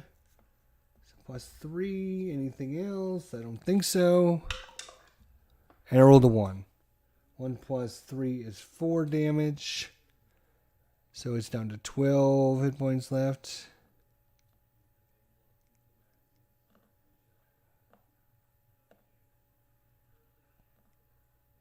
There's 12. 12 hit points left. All right, now we have only one of these guys left. The other guy is dead. So he is going to try to bite the warlord. 67. And a 7 is going to do 1d4 plus 1. 1 plus 1 is 2. That's good. And immobilize 5.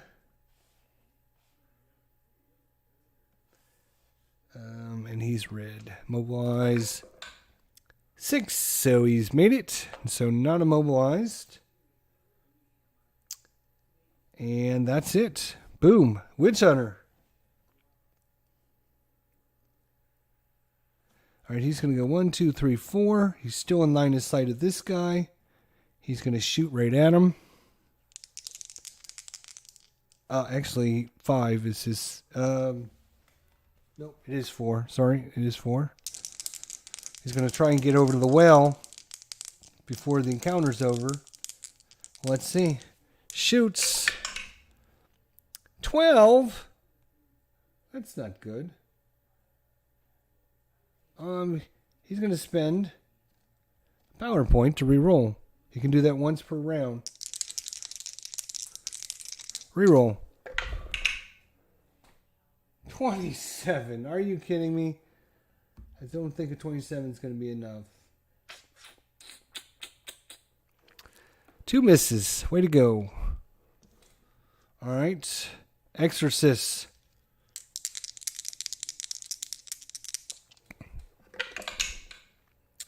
14. Miss. Warlord. He starts adjacent, so he's going to take a Warlord. He's going to take a point of damage for starting adjacent. All he has to do is hit it and you can kill it. More than likely. 56, that's enough. 1d4 plus 3. He only has 4 points left. So that is going to be a dead rabid wolf.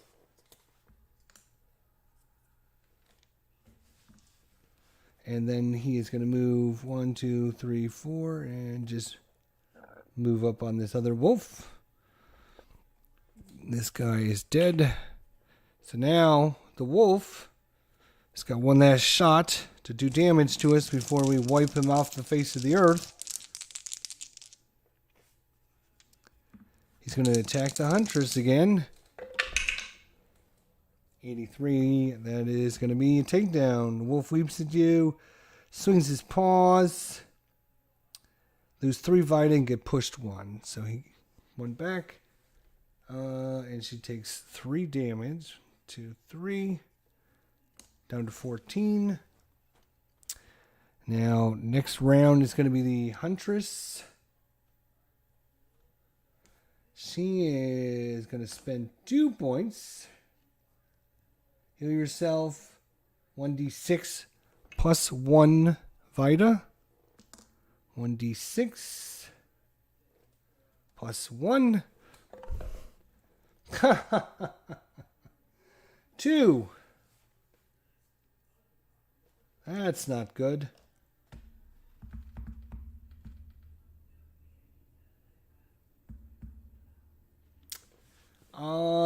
And she's just going to 1, 2, 3, 4. She's just going to move out of there. Stay away from that wolf so she doesn't take any more damage. All right. Witch Hunter is next. He's 1, 2. He's going to search the veil. Investigate all search locations. Roll a d10. Come on, D10. 8. You find an item. He found an item. He found the belt of Souracy. Plus 1 stride. Nice. Found a belt of Souracy. Plus 1 stride. So he's going to get more movement now. And this goes away. And then he's done. Then it's the Exorcist's turn to try and wipe out this last guy here. 89, that'll be a hit. That's 1d4 plus 1. 1d4 plus 1. 1 plus 1 is only 2, so he's still got 10 points.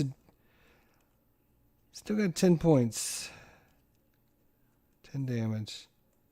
10 hit points left. Warlord. Come on, Warlord. I don't know if he can do 10 points of damage, but we're going to give it a try. Come on. 92. That's a hit.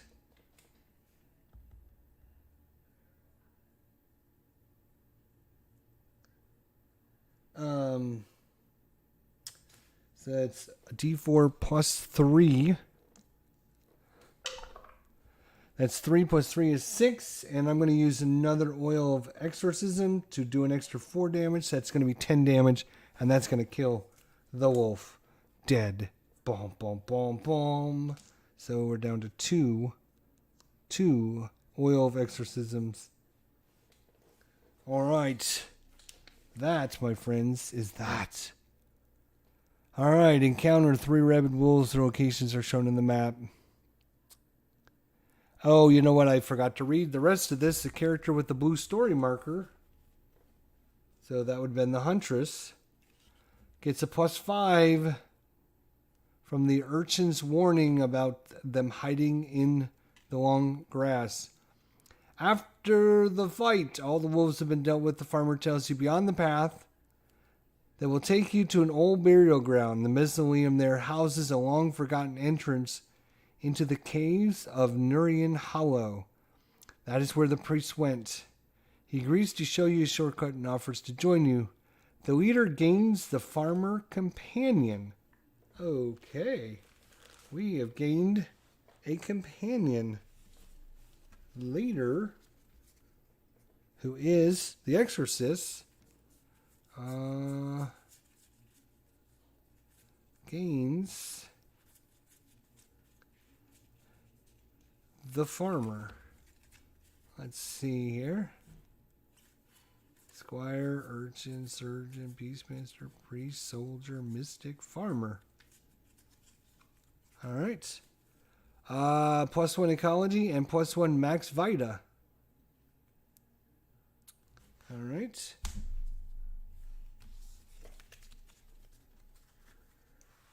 +1 on ecology and +1 maximum vita. All right, guys, we are going to put a break in there. We got a lot going on. Lots set up. Lots to do. But it's not like we're going to be able to finish this in one sitting. So thanks everybody for coming out. John and Tribe Fan and Jason and Magdog and Richard, everybody that came out. Appreciate it, guys. Hopefully you enjoyed a little look at folklore and the story that goes with it. We are on page 7 and headed through this adventure with the warlord, the exorcist, the huntress, and the witch hunter. We get some rewards. Right. So we got to do a few things before we exit. Let's see if anyone finds an item. Any zeros? Yes! The red. Who's red? The warlord found an item. After searching the wolves, he found the spirit of wine. +10 might for 4 rounds. That's awesome. I'll have to get that token out as well. Good Lord. And we each get 2 coins as well. Where's our coins? Here's our coins. Wow. A lot to keep track of. Lots going on. But we're doing good, I think. So 2 coins for you. Takes him up to 10 coins. And 2 coins for you. 2 coins for you. And 1, 2, 3, 4. So you're going to end up with 6 coins. So just 2 coins from the rabid wolves. But we found an item and we got us a companion. Our first companion as well. So that's fun. Super cool. Lots going on. Enjoying this so far. Hopefully you guys are as well. Let me know your thoughts, comments, suggestions down below in the comments section. And hopefully we'll see you in the next episode. Thanks everyone for coming out. And we'll see you all down the road. Until then, take care guys.